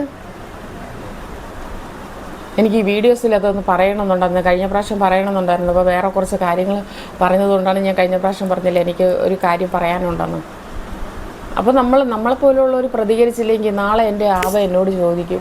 ഇപ്പം എൻ്റെ ആബയ്ക്ക് എന്തോരം സന്തോഷമായിരിക്കും. എനിക്ക് വേണ്ടി എൻ്റെ മോളുണ്ട് ചോദിക്കാനായിട്ട്. ഇങ്ങനെ ഓരോരുത്തരും എഴുന്നേറ്റ് ചോദിക്കണം ആബയ്ക്ക് വേണ്ടിയിട്ട്. ഞാൻ യഹൂദ മക്കൾ ആരെങ്കിലും പറഞ്ഞാൽ ഞാൻ സഹിക്കത്തില്ല. ഞാൻ അവർക്ക് വേണ്ടി ചോദിക്കും ഇപ്പം. കാരണം അവരെ എനിക്കറിയാം. അവരാരാണെന്ന്, അവരുടെ മഹത്വം എന്താണെന്ന് എനിക്കറിയാം. ആബയുടെ സ്വന്തം മക്കളാണ്. ആ വംശത്തിലാണ് യേശുവ ജനിച്ചു വളർന്നത്. അതുകൊണ്ട് അവരെ എന്തെങ്കിലും പറഞ്ഞ് എൻ്റെ ബ്ലഡ് തിളയ്ക്കും. മനസ്സിലായോ? അപ്പോൾ എൻ്റെ യേശുവായിനെക്കുറിച്ച്, എൻ്റെ അദോനായിനെക്കുറിച്ച് ആരെന്ത് പറഞ്ഞാലും ബഹുമാനമില്ലാതെ സംസാരിച്ചാൽ ഞാൻ അവിടെ ചോദിക്കും. ഞാൻ രാവിലെ മോന് കോളേജ് ഉണ്ടായിരുന്നു. അപ്പോൾ ഞാൻ രാവിലെ ഷോപ്പിൽ പോയിരുന്നു. അപ്പോൾ ഞാനിങ്ങനെ ആലോചിച്ചിങ്ങനെ വിഷമിച്ചിങ്ങനെ ഇരിക്കുക ഓരോന്നും. അപ്പോൾ നോക്കിയപ്പോഴത്തേക്ക് ഒരു അങ്കിള് ആദ്യം ഒരു ആൾ വന്നു. അയാളിനെ ഭിക്ഷയ്ക്കാണ് വന്നത്. അപ്പം കണ്ടിട്ട് വലിയ കുഴപ്പമൊന്നുമില്ല കേട്ടോ. അയാൾക്ക് ജോലി ചെയ്യേണ്ട ആരോഗ്യമൊക്കെ ഉണ്ട്. ഞാൻ പറഞ്ഞു ഇല്ല എന്ന് പറഞ്ഞു. ചില്ലറ കിടപ്പുണ്ട് എങ്കിലും കൊടുത്തില്ല, ഇല്ല എന്ന് പറഞ്ഞു. അപ്പം പിന്നെ കുറേ കഴിഞ്ഞപ്പോഴത്തേക്ക് ഒരു അങ്കിൾ വരും. ഒരു വടി കയ്യിലുണ്ട്. ഈ പ്രായം ഒരു 55-60 വയസ്സാവും. പ്രായം ചെന്ന് ഇങ്ങനെ വിറച്ച്, ഒരു കൈ വിറയില്ല, ഇങ്ങനെ വിറയ്ക്കും, ഒരു കയ്യിൽ ഇങ്ങനെ വിറച്ച്. അപ്പോൾ എൻ്റെ ഷോപ്പിലെ പടിയാണെങ്കിൽ ഇച്ചിരി പൊക്കത്തിലാണ് ഇരിക്കുന്നത്. അപ്പോൾ ഇതിങ്ങനെ മറി കിടന്നപ്പോൾ ഞാൻ ഇങ്ങനെ നോക്കിക്കൊണ്ടിരിക്കുകയാണ്. അപ്പോൾ എനിക്കെന്തോ ആ അങ്കിളിനെ കണ്ടപ്പം വരണ്ട അല്ലെങ്കിൽ ഒന്നുമില്ല എന്ന് എൻ്റെ മനസ്സ് ഇതായില്ല. കാരണം എൻ്റെ ഉള്ളിൽ എൻ്റെ ആവ് പറയുന്നുണ്ട് അയാൾ അർഹതയുള്ള മനുഷ്യൻ. അതുകൊണ്ടാണ് എനിക്കങ്ങനെ തോന്നാത്തത്. ഇല്ലയെന്ന് പറയാനായിട്ട് ഞാൻ പറഞ്ഞില്ല. അത് എൻ്റെ ആവ് എനിക്ക് തരുന്ന മനസ്സാണ്. കാരണം അയാൾക്ക് അത് അർഹതയുണ്ട്. മനസ്സിലായോ? അപ്പോൾ ഇങ്ങനെ വിറച്ച് കയറി വരും. അപ്പം ഞാൻ പറഞ്ഞ് ഞാൻ വന്ന് പിടിക്കട്ടെ എന്ന് ചോദിച്ചു. എനിക്ക് തന്നെ നടക്കാൻ പറ്റില്ല, ഞാനും പിടിച്ചാണ് നടക്കുന്നത്. എങ്കിൽ പോലും ഞാൻ ചോദിച്ചു. ആ കഷ്ടത കണ്ടിട്ട്, കയറി വരേണ്ട ബുദ്ധിമുട്ട് കണ്ടിട്ട് ഇങ്ങനെ വേണ്ട എന്ന് പറഞ്ഞിട്ട് ഡോറിൻ്റെ അവിടെ അപ്പോൾ ഒരു ഗ്ലാസ് ഡോറുണ്ട്. അപ്പോൾ അതിൽ ചാവി ഇട്ടിട്ടുണ്ട്, ഗ്ലാസ് പൂട്ടുന്നതും തുറക്കുന്നത്. അപ്പോൾ എന്നോട് അവിടെ നിന്നിട്ട് പറയുകയാണ്, ഈ ചാവി മോളെ ഇതിലിട്ടേക്കല്, ആരെങ്കിലും എടുത്തിട്ട് പോകും, സംസാരിക്കാൻ പോലും വയ്യ. പുള്ളിക്കാരന് സ്റ്റോക്ക് എന്തോ വന്നതാണ്. അപ്പോൾ പുള്ളിക്ക് നന്നായിട്ട് സംസാരം നന്നായിട്ട് വരുന്നില്ല, വലത്തെ കൈ ഇങ്ങനെ വിറയ്ക്കുന്നുണ്ട്. അപ്പോൾ എന്നെ വഴക്ക് പറയുക. അപ്പം ഞാൻ ചിന്തിച്ച എന്നാന്നറിയോ, എൻ്റെ യേശുവ, എൻ്റെ അദോനായി ആ രൂപത്തിൽ, മനുഷ്യരൂപത്തിൽ, ആ അങ്കിളുടെ രൂപത്തിലാണ് വന്നിരിക്കുന്നത്. എനിക്കപ്പോൾ ഫീൽ ചെയ്തു കാരണം എന്നെ അധികാരത്തോടു കൂടി എന്നോട് പറയുവാണ്, നീ ഈ ചാവി ഇതിൽ ഇട്ടേക്കല്ലേ മോളെ, ആരെങ്കിലും എടുത്തിട്ട് പോവും കേട്ടോ. അപ്പോൾ അതുകൊണ്ട് ആ ചാവി ഊരിയിട്ട് ഞാൻ ഇരിക്കുന്നിടത്ത് എനിക്ക് കൊണ്ട് എൻ്റെ കയ്യിൽ തന്ന ആ ചാവി സൂക്ഷിച്ച് വച്ചേക്കണം, അതിലിട്ടേക്കരുതെന്ന് എൻ്റെ അദോനായി എന്നോട് വന്ന് പറഞ്ഞതാണ്. അത് എനിക്ക് അങ്ങനെ എൻ്റെ മനസ്സ് അങ്ങനെയാണ് പറഞ്ഞത്. അപ്പോൾ അതുകൊണ്ട് എന്നിട്ട് എനിക്ക് സങ്കടം തോന്നി. അപ്പോൾ ഞാൻ ചോദിച്ചു, ഞാൻ പറഞ്ഞു അങ്കിൾ വലുതായിട്ടൊന്നും തരാനില്ല, കുറച്ച് ചില്ലറ മാത്രം കിട്ടും. അപ്പോൾ 10 രൂപ കിടന്നു. അപ്പം ഞാൻ 10 രൂപ എടുത്ത് കൊടുത്തു. ഞാൻ ചോദിച്ചു എന്നാ പറ്റിയ അങ്കിൾ എന്ന് ചോദിച്ചു. അപ്പോൾ പറഞ്ഞു ഇങ്ങനെ ഭയങ്കര വിഷമം. ചോദിച്ചപ്പോൾ പുള്ളിക്ക് എന്തൊക്കെയോ വിഷമം ഉള്ളിലുണ്ട്, ആ മുഖം കാണുമ്പോൾ അറിയാം. അപ്പോൾ ഞാൻ ചോദിച്ചു എന്നാ പറ്റി അങ്കിൾ, എന്ത് പറ്റി വയ്യേ എന്നൊക്കെ പറഞ്ഞ് സ്ട്രോക്ക് വന്നതാ. അപ്പോൾ ഞാൻ പറഞ്ഞു മക്കളും ഭാര്യയൊന്നും ഇല്ലേ, അപ്പോൾ നീ കല്യാണം കഴിഞ്ഞില്ല എന്ന് പറഞ്ഞു. ഞാൻ പറഞ്ഞു എന്താ അങ്കിൾ കല്യാണം കഴിക്കാൻ, നല്ല പ്രായത്തിൽ കെട്ടണ്ടേ, ഇപ്പോൾ ഇങ്ങനെ ഒരു അവസ്ഥ വന്നപ്പോൾ കണ്ടോ, എത്ര അടിച്ചാലും പറഞ്ഞാലും ഭാര്യമാരെന്നും ഭാര്യമാരാകട്ടോ. ഭാര്യമാരില്ലാത്തവർ കെട്ടാത്തവരൊക്കെ ഇന്ന് ഓരോരുത്തരും അനുഭവിക്കുന്ന ഇന്നൊരു അങ്കിൾ കല്യാണം കഴിഞ്ഞില്ല. ആ അങ്കിൾ എൻ്റെ കടേൻ്റെ അടുത്തുള്ളതാണ്. ആ പുള്ളി ഞെട്ടിപ്പോയി, ആ പുള്ളി ആത്മഹത്യ ചെയ്തു. സത്യം. പക്ഷേ അതിന് മുന്നേ ഇടയ്ക്കിടയ്ക്ക് എന്നോട് വന്ന് പറയും, സംസാരിക്കും, ഇനി എന്ന് പറഞ്ഞ് കയറി വരും എന്തെങ്കിലും പറയാനായിട്ട്. അല്ലെങ്കിൽ ചിലപ്പോൾ ഞാൻ വഴിയെ പോകുമ്പോൾ അങ്കിളിനെ വിളിച്ചായിരിക്കും, ചിലപ്പോൾ ഞാൻ പുറത്താ സ്വിച്ച്, അപ്പോൾ ലൈറ്റൊക്കെ ഇടിയിപ്പിക്കും. അപ്പോൾ അങ്ങനെയൊക്കെ ഒരുപാട് ഹെൽപ്പ് അങ്കിൾ എനിക്ക് ചെയ്തിട്ടുണ്ട്, ഒത്തിരി ഹെൽപ്പുകൾ ചെയ്തിട്ടുണ്ട്. ആ കടേൻ്റെ തൊട്ടടുത്തായിരിക്കുന്ന കട. അപ്പം പിന്നെ ഇത് കടയിൽ കുറച്ച് പണിയൊക്കെ വന്നപ്പോൾ എന്നോടൊന്ന് പറഞ്ഞു, മിനി അവിടെ വേണമെങ്കിൽ സാധനം കുറച്ച് കൊണ്ട് അഴിക്കുന്നതൊക്കെ മാറ്റി വെച്ചേക്കെന്നൊക്കെ പറഞ്ഞ് എനിക്ക് ഒത്തിരി ഹെൽപ്പൊക്കെ ചെയ്യാറുണ്ട് അങ്കിൾ. അപ്പോൾ ഇടയ്ക്കൊക്കെ എന്നോട് വലിയ വന്ന് വർത്താനമൊക്കെ പറയാം അങ്കിൾ. അപ്പോൾ ഒരു ദിവസം, പക്ഷെ കുറച്ച് ദിവസം കൊണ്ട്, ഒരാഴ്ച കൊണ്ട് അങ്കിളിന് ഭയങ്കര ടെൻഷൻ. ഒരു ദിവസം ഞാൻ കടയിലുണ്ടെങ്കിൽ 24 മണിക്കൂർ അങ്ങോട്ടും ഇങ്ങോട്ടും നടക്കും പുള്ളിക്കാരൻ, അങ്ങും ഇങ്ങും നടക്കും. അപ്പോൾ ഇപ്പോഴും ഞാനത് കാണും കേട്ടോ പുള്ളിക്കാരനെ. അപ്പോൾ 2 ദിവസത്തിന് മുമ്പേ മരിക്കുന്നതിന്, ആത്മഹത്യ ചെയ്യുന്നതിന് 2 ദിവസത്തിന് മുമ്പേ അങ്കിളിനെ കണ്ടു ഞാൻ. അപ്പോൾ അങ്കിളിനെ കണ്ടപ്പോൾ എന്തോ ഒരു വിഷമം അങ്കിളിന് മുഖത്തുള്ളതുപോലെ എനിക്ക് തോന്നി. ഒരു ദിവസം ഞാൻ ഇങ്ങനെ വിളിച്ചു അത് ചോദിക്കാനായിട്ട്. അങ്കിളിനെ വിളിച്ചപ്പോൾ അങ്കിളത് കേട്ടില്ല, ഞാൻ വിളിച്ചത് വണ്ടിയൊക്കെ പോകുന്നുണ്ട്, ശബ്ദത്തിൽ കേട്ടില്ല. അപ്പോൾ ഒരു ദിവസം ഞാനിങ്ങനെ കിടന്ന് ഉറങ്ങി, തിങ്കളാഴ്ചയായിരുന്നു, ഉറങ്ങിയപ്പോൾ എൻ്റെ മോൻ വന്നിട്ട് എന്നെ എഴുന്നേൽപ്പിച്ചു, മമ്മി ഇന്ന് കട തുറക്കണ്ട. ഞാൻ ചോദിച്ചാൽ എന്നാടാ കട തുറക്കണ്ടെന്ന് പറഞ്ഞ്, അത് മമ്മി നമ്മുടെ കടേൻ്റെ അടുത്തുള്ള അങ്കിള് മരിച്ചു പോയെന്ന്, ആത്മഹത്യ ചെയ്തു. അയ്യോ, ഞാൻ മെനഞ്ഞാന്ന് പോലും അങ്കിളിനെ കണ്ടതാണല്ലോ, അങ്കിൾ നടന്നു പോകും. എനിക്ക് വിശ്വസിക്കാൻ പറ്റിയില്ല, എനിക്ക് ഭയങ്കര സങ്കടമായിപ്പോയി സത്യം പറഞ്ഞു കഴിഞ്ഞാൽ. നമ്മൾ സ്നേഹിക്കുന്ന ഒരാൾ, നമുക്കൊരു ഹെൽപ്പ് ചെയ്യുന്ന ഒരാൾ ഒരുപാട് കാര്യങ്ങളൊക്കെ എനിക്ക് പറഞ്ഞു തരാറുണ്ട്, ഒത്തിരിയും കാര്യങ്ങൾ, നല്ല നല്ല കാര്യങ്ങളൊക്കെ പറഞ്ഞു തരും. ഇനി അങ്ങനെ ചെയ്യില്ല, ഇങ്ങനെ ചെയ്യില്ല, ഇങ്ങനെ ചെയ്യണം എന്നൊക്കെ പറഞ്ഞ് എനിക്ക് പറഞ്ഞു തരാറുണ്ട്. അപ്പോൾ ആ ഒരു വ്യക്തി, അത് എനിക്ക് സങ്കല്പിക്കാൻ പറ്റിയില്ല കേട്ടോ. എനിക്ക് വല്ലാത്തൊരു ഷോക്കായിപ്പോയി. അത് ഇപ്പോഴും വിശ്വസിക്കാൻ പറ്റുന്നില്ല എനിക്ക്. ഇപ്പോഴും കടയിരിക്കുമ്പോൾ അങ്കിൾ പോകുന്ന ആ രംഗമൊക്കെ ഓർക്കും. പക്ഷെ അതിന് മുന്നേ ഈ അങ്കിൾ ആത്മഹത്യ ചെയ്യുന്നതിൻ്റെ തലേ ദിവസം അങ്കിൾ അതുവഴി നടന്നു പോകുമ്പോൾ അങ്കിളുടെ മുഖമൊക്കെ എന്തോ ഒരു വിഷമം പിടിച്ചതുപോലെ ഉണ്ടായിരുന്നു. അപ്പോൾ ഞാൻ ആ അങ്കിൾ അന്നത് കയറി വന്നിരുന്നുവെങ്കിൽ അങ്കിളിനോട് ഞാൻ ചോദിച്ച് വിഷമങ്ങളൊക്കെ പറയുമ്പോഴത്തേക്ക് എന്നോട് പറയാറുണ്ട്. അപ്പോഴേ ഞാൻ വഴക്ക് പറഞ്ഞു, അങ്കിൾ എന്ത് നല്ല ആ സമയത്തൊക്കെ കല്യാണം കഴിച്ചുകൂടായിരുന്നോ, ഇനിയിപ്പം വയസ്സ് ഇത്ര ആയില്ലേ അങ്കിൾ, വയ്യാണ്ട് കിടക്കുമ്പോഴേ നമുക്കതിൻ്റെ ബുദ്ധിമുട്ട് അറിയാൻ പറ്റുമോ, നമ്മൾ എത്ര സ്വന്തം ബന്ധുക്കാരും സ്വന്തക്കാരും അല്ലെങ്കിൽ സുഹൃത്തുക്കളും ഉണ്ടെന്ന് പറഞ്ഞാൽ പോലും ഒരു ഭാര്യയും മക്കളും ഉണ്ടെങ്കിൽ അടിച്ചാലും പറഞ്ഞാലും അവർ നമുക്ക് നമ്മുടെ കൂടെ ഉണ്ടാകും. മനസ്സിലായില്ലേ? ഒരു ആപത്തിൽ നമുക്കുണ്ടാകും. എപ്പോഴും നമ്മുടെ ഭാര്യമാർ നമ്മുടെ കൂടെ ഉണ്ടാകും, എത്ര വഴക്കിട്ടാലും എത്ര ഇതായാലും. അത് നിങ്ങൾക്ക് അറിയാൻ മേലാഞ്ഞിട്ടാണ്. അത് ആ ബന്ധം സ്ഥാപിച്ചത് തന്നെ നമ്മുടെ അദോനായ യേശുവാണ് നമുക്കത് ചെയ്തു തന്നത്. അതുകൊണ്ടല്ലേ ഞാൻ പറഞ്ഞു തന്നിട്ടുണ്ടായിരുന്നു മുമ്പ് വീഡിയോസിലൊക്കെ. യേശു ആദത്തിനെ ഉണ്ടാക്കിയപ്പോഴത്തേക്ക് ആദം മൂഹനായിരിക്കുന്നത് യേശുവെ കണ്ട് വിഷമം തോന്നി, മിണ്ടാനും പറയാനും ആരുമില്ല. അപ്പോൾ അങ്ങനെ ഇരിക്കുന്ന കണ്ടപ്പോഴാണ് എൻ്റെ യേശുവായിക്കൊരു തോന്നൽ തോന്നി, ഇവനൊരു ഇണയെ കൊടുക്കണമെന്ന്. അങ്ങനെയാണ് ഹവ്വേനെ ഉണ്ടാക്കുന്നത്, അവൻ്റെ ഭാര്യയിൽ നിന്നൂരി. അങ്ങനെയാണ് അപ്പോൾ ആ ബന്ധം എന്ന് പറയുന്നത്, ഭാര്യ ഭർത്തൃ ബന്ധം എന്ന് പറയുന്നത്, അത് യേശുവ യോജിപ്പിച്ച് വെച്ചതാണ്. മനസ്സിലായോ? അത് ആർക്കും പിരിക്കാൻ പറ്റില്ല ആ ബന്ധം എന്ന് പറയുന്നത്, ആത്മബന്ധം എന്ന് പറയുന്നത്. അപ്പോൾ അതുകൊണ്ട് നമ്മൾ എത്ര അടിച്ചാലും പറഞ്ഞാലും ആ ഭാര്യ തന്നെയാണ്. മനസ്സിലായോ? അപ്പോൾ അതിൻ്റെ മഹത്വം നിങ്ങൾക്ക് അറിയാൻ മേലാഞ്ഞിട്ട്. ആ ഒരു കണ്ണിരിക്കുമ്പോൾ കണ്ണിൻ്റെ വില അറിയില്ല, ആ ഭാര്യയെ പൊക്കഴിയുമ്പോഴേ ആയിരിക്കും അവളുടെ നഷ്ടം ആ ഭർത്താവ് മനസ്സിലാക്കുന്നത്.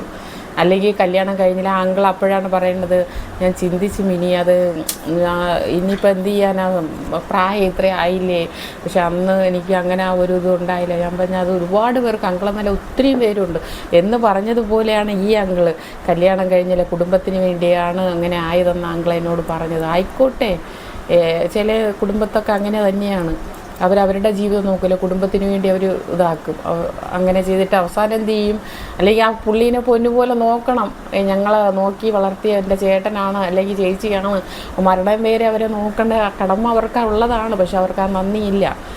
അപ്പോഴാണ് അവർ ഒറ്റപ്പെടുന്നത്. അപ്പോഴാണ് ആ ജീവിതത്തിൻ്റെ വില അവർ മനസ്സിലാക്കുന്നത്. എനിക്കൊരു കൂട്ടുണ്ടായിരുന്നു എങ്കിൽ, എനിക്കും ഒരു 2 കുഞ്ഞുങ്ങളുണ്ടായിരുന്നു എങ്കിലെന്ന് അവരപ്പോഴും ചിന്തിക്കുന്നത് അങ്ങനെയാണ്. അപ്പോൾ എന്നോട് പറയുകയാണ്, അങ്കിൾ, ഞാൻ പറഞ്ഞ് വിഷമിക്കേണ്ട അങ്കിൾ, ബന്ധുക്കാരൊന്നും അതൊന്നും ഇനി പറഞ്ഞിട്ട് കാര്യമില്ല മോളെ എന്ന് പറഞ്ഞ് എന്തോ ഭയങ്കര വിഷമം ആ മുഖത്ത് നോക്കുമ്പോൾ തന്നെ. എന്നുവെച്ചാൽ ഇപ്പോൾ പൊട്ടിക്കരയെന്നുള്ള രീതിയിലാണ് അങ്കിൾ ഇരിക്കുന്നത്. എന്നിട്ട് എന്നോട് പറഞ്ഞ്, അത് എന്തിനാണ് എന്നോട് ഈ ചതി ദൈവം ചെയ്തതെന്ന് എൻ്റെ മുന്നിൽ ഈ അങ്കിൾ എൻ്റെ മുന്നിൽ അത് പറഞ്ഞു കേട്ടോ. എന്നുവെച്ചാൽ പുള്ളിയുടെ യേശുവായിനെക്കുറിച്ച് അറിഞ്ഞുകൂടാത്തത് കൊണ്ടാണ്, അത് മനസ്സിലാക്കാത്തത് കൊണ്ടാണ് അങ്കിൾ അങ്ങനെ പറഞ്ഞത്. അങ്കിളുടെ വിഷമം കൊണ്ട് പറഞ്ഞതാണ്. അത് പറഞ്ഞപ്പോൾ എനിക്കത് വല്ലാതെ ഫീൽ ചെയ്തപ്പോൾ ഞാൻ പറഞ്ഞു, അങ്കിളിന് ഒരിക്കലും യേശുവായിനെ കുറ്റം പറയില്ലേ അങ്കിൾ, അത് നമുക്ക് തരുന്ന കഷ്ടതയും നമുക്ക് ഈ രോഗം തന്നതും നമ്മുടെ ഈ അവസ്ഥയ്ക്ക് കാരണവും പിശാചാണ് അങ്കിൾ, അല്ലാതെ ദൈവമല്ല നമുക്ക് തരുന്നത്.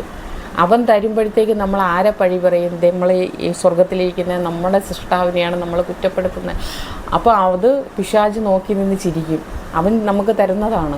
പക്ഷെ നമ്മൾ ഈ കുറ്റം മുഴുവനും ചാരുന്നത് ആരടുത്താണ്? ദൈവത്തെയാണ് പഴി പറയുന്നത്. അപ്പോൾ അത് അവന് ഭയങ്കര സന്തോഷമാണ്. അപ്പോൾ ഞാൻ പറഞ്ഞത് അത് അറിയാൻ മേലാഞ്ഞിട്ടാണ് അങ്കിളെ ഒരിക്കലും അങ്ങനെ വീണ്ടും വീണ്ടും ഇങ്ങനെ പറയുവാണ്. ഇല്ല, നിങ്ങൾക്കറിയോ ഞാൻ എങ്ങനെ ജീവിച്ചിരുന്ന ഒരാളാണെന്ന്, ഞാൻ എത്ര പേർക്ക് ചോറ് അന്നദാനം കൊടുത്തിട്ടുള്ളതാണ് എന്നൊക്കെ പറയുവാണ് എന്നോട്. എന്നിട്ടാണോ ഈ ദൈവം എന്നോട് ഈ വിധി ഇത് ചെയ്തതെന്നൊക്കെ. ഞാൻ പറഞ്ഞ അങ്കിൾ അങ്ങനെ ഒരിക്കലും പറയില്ല, ദൈവത്തെ കുറ്റപ്പെടുത്തലും. ദൈവത്തെ അറിഞ്ഞ ഒരു വ്യക്തിയാണ് ഞാൻ, അതുകൊണ്ടാണ് അങ്കിൾ പറയുന്നത് ദൈവമല്ല തന്നത് എന്ന് പറഞ്ഞിട്ട് അങ്കിൾ പറഞ്ഞ് ഇങ്ങനെ പോവുകയാണ്. പുള്ളിക്ക് എന്തോ ഭയങ്കരമായിട്ടുള്ള വിഷമം പുള്ളിയുടെ ഉള്ളിലുണ്ട്. അപ്പോൾ എനിക്കറിയാം അതേ ആ കുറ്റപ്പെടുത്തിയെങ്കിലും ആ വിഷമം കൊണ്ട് പറഞ്ഞതാണ്. അപ്പനെ അറിയാമല്ല എന്നിട്ട് മനസ്സിലാക്കാത്തതുകൊണ്ട് പറഞ്ഞതാണ്. എന്നിട്ട് ഈ അങ്കിൾ പോയപ്പോഴത്തേക്ക് ശരി മോളെ ഞാൻ പോകണം. പക്ഷേ പുള്ളി ഇവിടെ ഉള്ളതല്ല, പുള്ളി ഇച്ചിരി ദൂരെ നിന്ന് വരുന്നതാണ്. അപ്പം ഞാൻ ഈ അങ്കിൾ പോയതിന് ശേഷം ഞാൻ അപ്പം തന്നെ ഇരുന്ന് ആബയോട് പറഞ്ഞു, സോറി അങ്കിളിന് ഒന്നും തോന്നരുത്, അങ്കിളിന് മാപ്പ് കൊടുക്കണം. അങ്കിളുടെ വിഷമം കൊണ്ട് ആബയോടത് പറഞ്ഞാണ്. അബേനെ മനസ്സിലാക്കാത്തതുകൊണ്ട് ആ മകൻ പറഞ്ഞാണ്. അതുകൊണ്ട് ആ മകന് മാപ്പ് കൊടുക്കണം, ഒന്നും വരത്തില്ലേ. ആ മകൻ്റെ ആ ഉള്ളിലുള്ള വിഷമം എടുത്ത് മാറ്റണേ അബച്ചി. അതോനായി ആ അങ്കിളുടെ ആഗ്രഹം എന്താണോ അത് സാധിച്ചു കൊടുത്ത് അങ്കിളിനൊന്ന് സുഖമാക്കി കൊടുക്കണേ എന്ന് ഞാൻ ആ നിമിഷം എൻ്റെ അതോനായിയോട് ഞാൻ പറഞ്ഞു. ആ അങ്കിളിന് വേണ്ടി ഞാൻ മാപ്പ് ചോദിച്ച് അറിവില്ലാതെ പറഞ്ഞാണ്.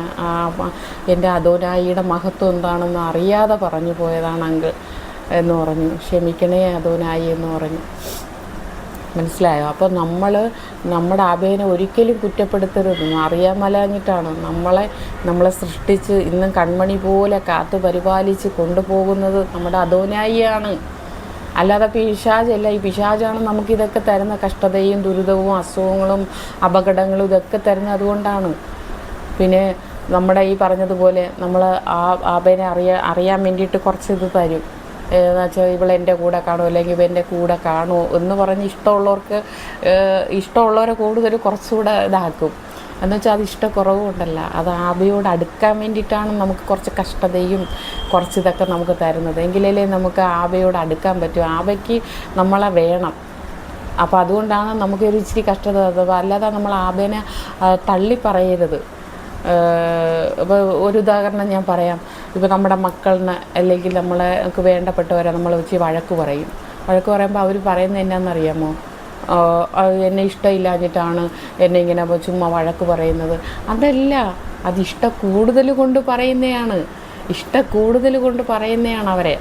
മനസ്സിലായോ? ഇനിയെങ്കിലും അത് നോക്കണം. എന്ന് പറഞ്ഞതുപോലെയാണ് നമ്മുടെ അധുനായി നമുക്കൊരു ചെറിയ ഇതൊക്കെ തരുന്നത്. ഞാൻ ആദ്യം പറഞ്ഞില്ലേ, കഴിഞ്ഞ വീഡിയോസിലൊക്കെ പറഞ്ഞല്ലോ, എനിക്ക് ആദ്യം തന്നപ്പോഴത്തേക്ക് എൻ്റെ അദോനായിനെ എനിക്ക് അറിയില്ലായിരുന്നു.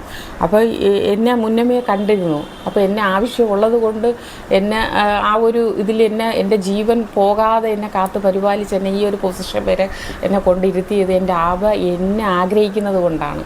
ഇവളെന്നെ അറിയണം, ഇവളെന്നെ മനസ്സിലാക്കണം, എനിക്കിവളെ വേണം, അല്ലെങ്കിൽ എനിക്ക് ഇവനെ വേണം എന്ന് ആഗ്രഹിച്ചത് കൊണ്ടാണ് അതുകൊണ്ടാണ് എൻ്റെ അദോനായിനെ ഞാനിന്ന് മനസ്സിലാക്കിയത്. ഇല്ലെങ്കിൽ ഈ മുത്തിനെ ഞാൻ അറിയാതെ പോയേനെ, എൻ്റെ ചക്കരേനെ ഞാൻ അറിയാതെ പോയേനെ, എൻ്റെ അദോനായിനെ. മനസ്സിലായോ? ഇങ്ങനെ ആയതുകൊണ്ടാണ് ഞാൻ അറിഞ്ഞത്. എനിക്ക് കൂടുതൽ മനസ്സിലാക്കാൻ പറ്റിയത് എനിക്കിപ്പം നിങ്ങളോട് സംസാരിക്കാൻ പറ്റുന്ന എൻ്റെ അദോനായിനെ കുറിച്ച്. ഓക്കെ, അപ്പോൾ അതുകൊണ്ട് കേൾക്കുന്ന ആരായിരുന്നാലും ഇനി ആരും നീയെന്നോ ഞാനെന്നോ എൻ്റെ ആബേനെ സംബോധന ചെയ്ത് പ്രാർത്ഥിക്കരുത്. അദോനായി. ചിലവർ വീട്ടിൽ ഇരുന്ന് പ്രാർത്ഥിക്കും, നീ എൻ്റെ പ്രാർത്ഥന കേൾക്കുന്നില്ലേ, നീ എനിക്ക് എന്തിനാണ് ഇങ്ങനെ കഷ്ടത തരുന്നത് എന്നൊക്കെ പറഞ്ഞ് നീ എന്നൊക്കെ പറഞ്ഞിട്ടാണ് അവർ പ്രാർത്ഥിക്കുന്നത്. അവർക്ക് അറിവില്ലായ്മ കൊണ്ടാണെന്ന് എനിക്ക് മനസ്സിലായി. ഇത് കേൾക്കുന്ന ഈ ആരായിരുന്നാലും ഇനി ആ ഒരു രീതി നിങ്ങൾ മാറ്റണം. ഇനി നിങ്ങൾ സംബോധന ചെയ്ത് പ്രാർത്ഥിക്കേണ്ടത് എന്നാന്ന് വെച്ചാൽ, ഒന്നുകിൽ യേശുവ, ഇല്ലെങ്കിൽ അദോനായി. ആബയുടെ പേര് അദോനായി എന്നാണ് നാമം. ഈ യഹൂദ മക്കൾ വിളിക്കുന്ന അദോനായി, ആ വിളിക്കുന്ന പ്രാർത്ഥന, ആ ഒരു നീട്ടം തന്നെ എൻ്റെ പൊന്നു. ഞാനത് സേവ് ചെയ്തിട്ടിട്ടുണ്ട്. ഇടയ്ക്കിടയ്ക്കൊക്കെ ഞാൻ കേൾക്കും കേട്ടോ. എൻ്റെ അക്കൗണ്ടിലൊരു ഇതിട്ടിട്ടുണ്ട്. റീന ഫ്രാൻസിസിൻ്റെ അവളുടെ ഒരു വീട് അവൾ വെച്ചായിരുന്നു. അദോനായി അവൾക്ക് കൊടുത്ത ഭവനമാണ്. അപ്പോൾ അതിൽ അവൾ അദോനായിയുടെ എല്ലാം അവളെ സജ്ജീകരിച്ച് വെച്ചിട്ടുണ്ട്. യഹൂദ മക്കൾ എന്തൊക്കെ ചെയ്യുന്നത്. അപ്പോൾ ആ ഒരു ഇത് അവൾ അദോനായിയുടെ ഒരു ഇതാണ് അവൾ അതിലിട്ടിരിക്കുന്ന പ്രെയർ. അത് ഞാൻ ഇടയ്ക്കിടയ്ക്ക് കേൾക്കും. ഒരു വല്ലാത്ത ഫീലാണ്. ചില സമയത്ത് രാത്രി ഉറക്കം വന്നില്ലെങ്കിലോ അല്ലെങ്കിൽ മനസ്സിന് എന്തെങ്കിലും ഒരു വിഷമം ഉണ്ടെങ്കിലോ ഞാനതെടുത്ത് കേൾക്കും കേട്ടോ. ആ ഒരു വിളിയെന്ന് പറഞ്ഞറിയിക്കാൻ പറ്റില്ല. എനിക്കത് കേൾക്കുമ്പോൾ വല്ലാത്തൊരു ഫീലും രോമാഞ്ചം പറയുമ്പോൾ തന്നെ എഴുന്നേറ്റ് നിൽക്കുവാണ് ഈ രോമാഞ്ചമൊക്കെ എന്ന് പറയില്ലേ, എന്ന് പറഞ്ഞു പോലെ. അത് വല്ലാത്തൊരു ഫീലാണെടാ. അദോനായി എന്ന് പറഞ്ഞ് വിളിച്ച് പ്രാർത്ഥിക്കണം. ആ വിളി സ്വർഗം തുറക്കും, അത് ഉറപ്പാണ്.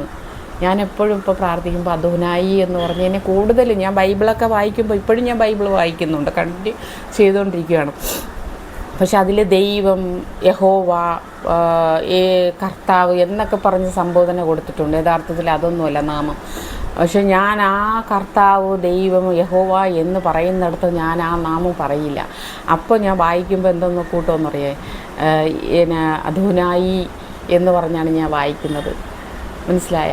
അദോനായി എന്ന് പറഞ്ഞാണ് ആ കർത്താവ്, ആ ദൈവം, യഹോവ എന്ന് പറയുന്ന സ്ഥലത്തൊക്കെ വരുമ്പോൾ ഞാൻ അദോനായി എന്ന് പറഞ്ഞ് വായിച്ചിട്ട് ബാക്കിയുള്ളത് വായിക്കും. എന്നിട്ട് നീ അതിലും കൊടുത്തിരിക്കുന്നു, ബൈബിളിലും കൊടുത്തിരിക്കുന്നത് തന്നെയാണ് നീ. അതായത് നിൻ്റെ നാമം, നിന്നെ സ്തുതിക്കുന്നു എന്നൊക്കെ പറഞ്ഞ് നീ എന്ന് പറഞ്ഞ് ഒത്തിരി എന്ന് വെച്ചാൽ അത് നിറയെ നീയുണ്ട്. ആ നീയൊക്കെ വരുന്നിടത്തില്ലേ, എന്നത് ആരും പറഞ്ഞതല്ലേ, എൻ്റെ നാവിൽ അറിയാതെ ഞാൻ പറയുന്നതാണ്. ആ നീയെന്ന് വരുന്നിടത്ത് ഞാൻ നീയെന്ന് വിളിക്കുകയില്ല, വായിക്കുകയില്ല. അവിടെയും ഞാൻ നീയെന്ന് പറയുന്നിടത്ത് അദോനായി എന്ന് പറഞ്ഞിട്ട് ബാക്കി സെൻറ്റൻസ് വായിക്കും. അങ്ങനെയാണ് ഞാൻ വായിക്കുന്നത്. എനിക്ക് അങ്ങനെ എൻ്റെ ആബേനെ ബഹുമാനിക്കണം നമ്മൾ. എൻ്റെ ആബ ആരാന്നാ വിചാരിച്ചത്? സൃഷ്ടാവാണ്, പ്രപഞ്ച സൃഷ്ടാവാണ്. ആ അദോനായിനെ നിങ്ങൾ നീയെന്നും എന്നൊക്കെ സംബോധന ചെയ്യരുത്, പാവമാണത്. എൻ്റെ അദോനായിക്ക് എന്ത് വിഷമമായിരിക്കും അത്. ഇനിയെങ്കിലും നിങ്ങൾ അങ്ങനെ പ്രാർത്ഥിക്കരുത്. ഇനിയെങ്കിലും നിങ്ങളിങ്ങനെ സംബോധന ചെയ്ത് ഉപയോഗിക്കരുത്. അച്ഛനാവട്ടെ, പാസ്റ്റർമാരാവട്ടെ, ബ്രദർമാരാവട്ടെ, ഈ കാണുന്ന ജനങ്ങൾ പോലും, ഇത് കേൾക്കുന്ന ആരായിരുന്നാലും ഇനി നിങ്ങളങ്ങനെ പ്രാർത്ഥിക്കുകയേ ചെയ്യരുത്. നീ എൻ്റെ പ്രാർത്ഥന കേൾക്കണം, നീ തന്ന വിധിയാണ് എന്നൊന്നും പറയില്ല. അദോനായി എന്ന് സംബോധന ചെയ്ത് പറയണം നിങ്ങളുടെ ആവശ്യങ്ങളെല്ലാം. ആ അദോനായി എന്ന് പറഞ്ഞ് നീട്ടി വിളിക്കുമ്പോഴല്ലോ സ്വർഗം തുറക്കും, അതുറപ്പാണ്. ദൂതന്മാരിങ്ങനെ ചെവികോർത്തിരിക്കും. ഈ സൗണ്ട് അദോനായി എന്ന് പറയുന്ന സൗണ്ട് ചെവികോർത്തിരിക്കും സ്വർഗത്തിൽ. എവിടെ നിന്നാണ് ഈ ശബ്ദം വരുന്നതെന്ന് പറഞ്ഞ്. അതാണ് യഹൂദ മക്കൾ ഇസ്രായേലിൽ ഈ കാഹളം ഊതുന്ന ആടിൻ്റെ കൊമ്പുണ്ട്. ഈ കാഹളം എടുത്തു വെച്ചിട്ട് ഇങ്ങനെ, ബൈബിളിലുണ്ട് അതൊക്കെ, എടുത്തു വെച്ചിട്ട് ഇങ്ങനെ ആകാശം നോക്കി ഇങ്ങനെ ഊതുന്ന കാണണം. എന്നെ ഫീലാണ് അത്. അവിടെ നിന്നിട്ട് വിളിക്കും അദോനായി എന്ന് പറഞ്ഞ് വിളിക്കും. ആ ദൂതന്മാരത് കേൾക്കും, സ്വർഗം തുറക്കും. നിങ്ങളങ്ങനെ നീ അങ്ങനെ പ്രാർത്ഥിക്കുക. നിങ്ങളുടെ പ്രാർത്ഥന അവിടെ സന്നിധിയിൽ എത്തണമെങ്കിൽ ഇങ്ങനെ തന്നെ സംബോധന ചെയ്ത് പ്രാർത്ഥിക്കണം. അല്ല യേശു ആയെന്നോ അത് മനുഷ്യനിട്ട് ബൈബിളിലിട്ടിരിക്കുന്ന പേരാ, കർത്താവെന്നോ ഇതൊന്നും അല്ല അവയുടെ അദോനായിയുടെ പേര്. അദോനായി എന്ന് വിളിക്കുക, അല്ലെങ്കിൽ യേശുവ, ഈ 2 നാമവും. ഓക്കെ, അപ്പോൾ ഞാനിപ്പോൾ ഇതിപ്പോൾ നിർത്തുവാണ്.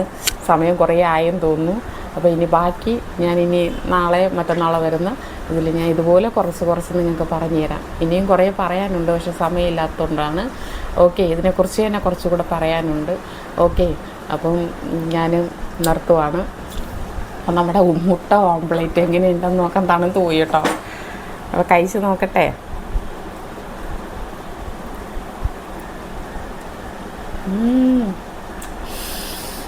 അടിപൊളി. ഇത് 2 ചെയ്ത കേട്ടോ, നല്ല ടേസ്റ്റാണ് കേട്ടോ. ആ പാലും ആ തേങ്ങ ഇതൊക്കെ ഇട്ട് പിന്നെ ടേസ്റ്റാണ്. നിങ്ങൾ ചെയ്തിട്ടുള്ളവരാണോ ചെയ്തിട്ടില്ലാത്തവരാണോ ചെയ്ത് നോക്കട്ടോ, അതിൻ്റെ ടേസ്റ്റ് നിങ്ങൾ അറിയണം. പിന്നെ ഇത് ആദ്യം ഉണ്ടാക്കിയതാണ്.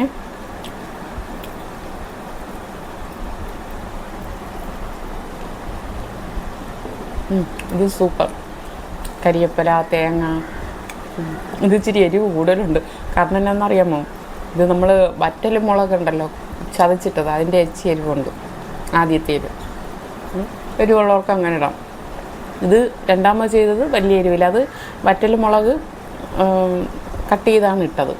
ഓക്കെ, 2 ടേസ്റ്റ് ഉണ്ട്, അടിപൊളിയാണ്, നല്ല ടേസ്റ്റാണ്. അറിഞ്ഞിടാത്തവർ, അറിയാമെന്നുള്ളവർക്ക് അതിൻ്റെ ടേസ്റ്റ് അറിയാം. അറിഞ്ഞുകൂടാത്തവർ ഇത് ചെയ്ത് നോക്കുക. നിങ്ങൾക്ക് ഇഷ്ടമായെന്ന് ഞാൻ വിചാരിക്കുന്നു. പറയാൻ വാക്കില്ല, അത്രയും ടേസ്റ്റാണ്. ഞാനിതിനിപ്പോൾ കഴിച്ചിട്ടുണ്ട്. എന്തോ എന്തെങ്കിലും വേണ്ടേ കാണിക്കാനായിട്ട്, അങ്ങനെ വന്നത്. അറിഞ്ഞുകൂടാത്തവരും ഉണ്ടല്ലോ, ഒത്തിരി പേരും ചോദിക്കുന്നവരും ഉണ്ട്. ഓക്കെ,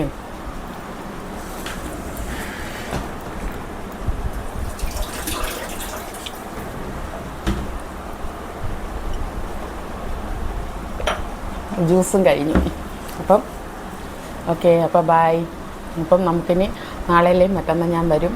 അപ്പം നല്ലൊരു കാര്യങ്ങൾ നിങ്ങൾക്ക് ഞാൻ ഇതുപോലെ നല്ല നല്ല കാര്യങ്ങൾ അദോനായിനെ കുറിച്ചും എൻ്റെ ജീവിതത്തിനെക്കുറിച്ചും അല്ലാതെ സമൂഹത്തിൽ നമ്മൾക്ക് രക്ഷപ്പെടാത്തത് കുറേ കാര്യങ്ങളുണ്ട്. അങ്ങനെയൊക്കെ ഞാൻ കഴിഞ്ഞ എപ്പിസോഡിലൊക്കെ പറഞ്ഞായിരുന്നു. എന്തെങ്കിലുമൊക്കെ ഉണ്ടെങ്കിൽ നമുക്ക് സംസാരിക്കാം. നിങ്ങൾക്ക് എന്തെങ്കിലും പറയാനുണ്ടെങ്കിൽ കമൻറ്റ് ബോക്സിൽ വന്ന് പറയാം. കുറേ പേര് എൻ്റെ അടുത്ത് കുറേ കാര്യങ്ങൾ ചോദിച്ചായിരുന്നു. എനിക്കിപ്പോൾ സമയമില്ലാത്തതുകൊണ്ട് ഞാനത് പറയുന്നില്ല, അടുത്ത വീഡിയോസിൽ പറയാം. കുറച്ച് പേര് എന്നെ വിളിച്ച് ചോദിച്ചു കുറേ കാര്യങ്ങൾ, അത് ഞാൻ അടുത്ത വീഡിയോസിൽ പറയാം. ഓക്കെ, അപ്പോൾ ബായ്. അപ്പോൾ എന്നെ സപ്പോർട്ട് ചെയ്യുക, ഷെയർ ചെയ്യുക, ലൈക്ക് ചെയ്യുക, സബ്സ്ക്രൈബ് ചെയ്യുക. എന്നെ മറക്കരുത് കേട്ടോ. എനിക്ക് വേണ്ടി, എൻ്റെ കുടുംബത്തിന് വേണ്ടി നിങ്ങളുടെ പ്രാർത്ഥന എപ്പോഴും ഉണ്ടാവണം. ഓക്കെ, അപ്പം ഞാൻ വീടിൻ്റെ കാര്യം പറഞ്ഞ് അതിനൊരു നിയമം കൊണ്ടുവരണം. നിങ്ങളെല്ലാവരും കൂടെ അത് ശ്രമിക്കണം. കേൾക്കുന്ന ആരായിരുന്നാലും സപ്പോർട്ട് ചെയ്യുക. ഗവൺമെൻറ്റിനെയും കോടതിയിനെയും നിയമം കൊണ്ടുവരാൻ പറയണം. ഇത് വന്നേ പറ്റുള്ളൂ, അല്ലാതെ പറ്റില്ല. ഈ പിന്നെ ബ്രോക്കർമാരും ഈ വാടക അഡ്വാൻസ് എല്ലാം കുറച്ചേ പറ്റുള്ളൂ. ഓക്കെ, അപ്പം ബായ്.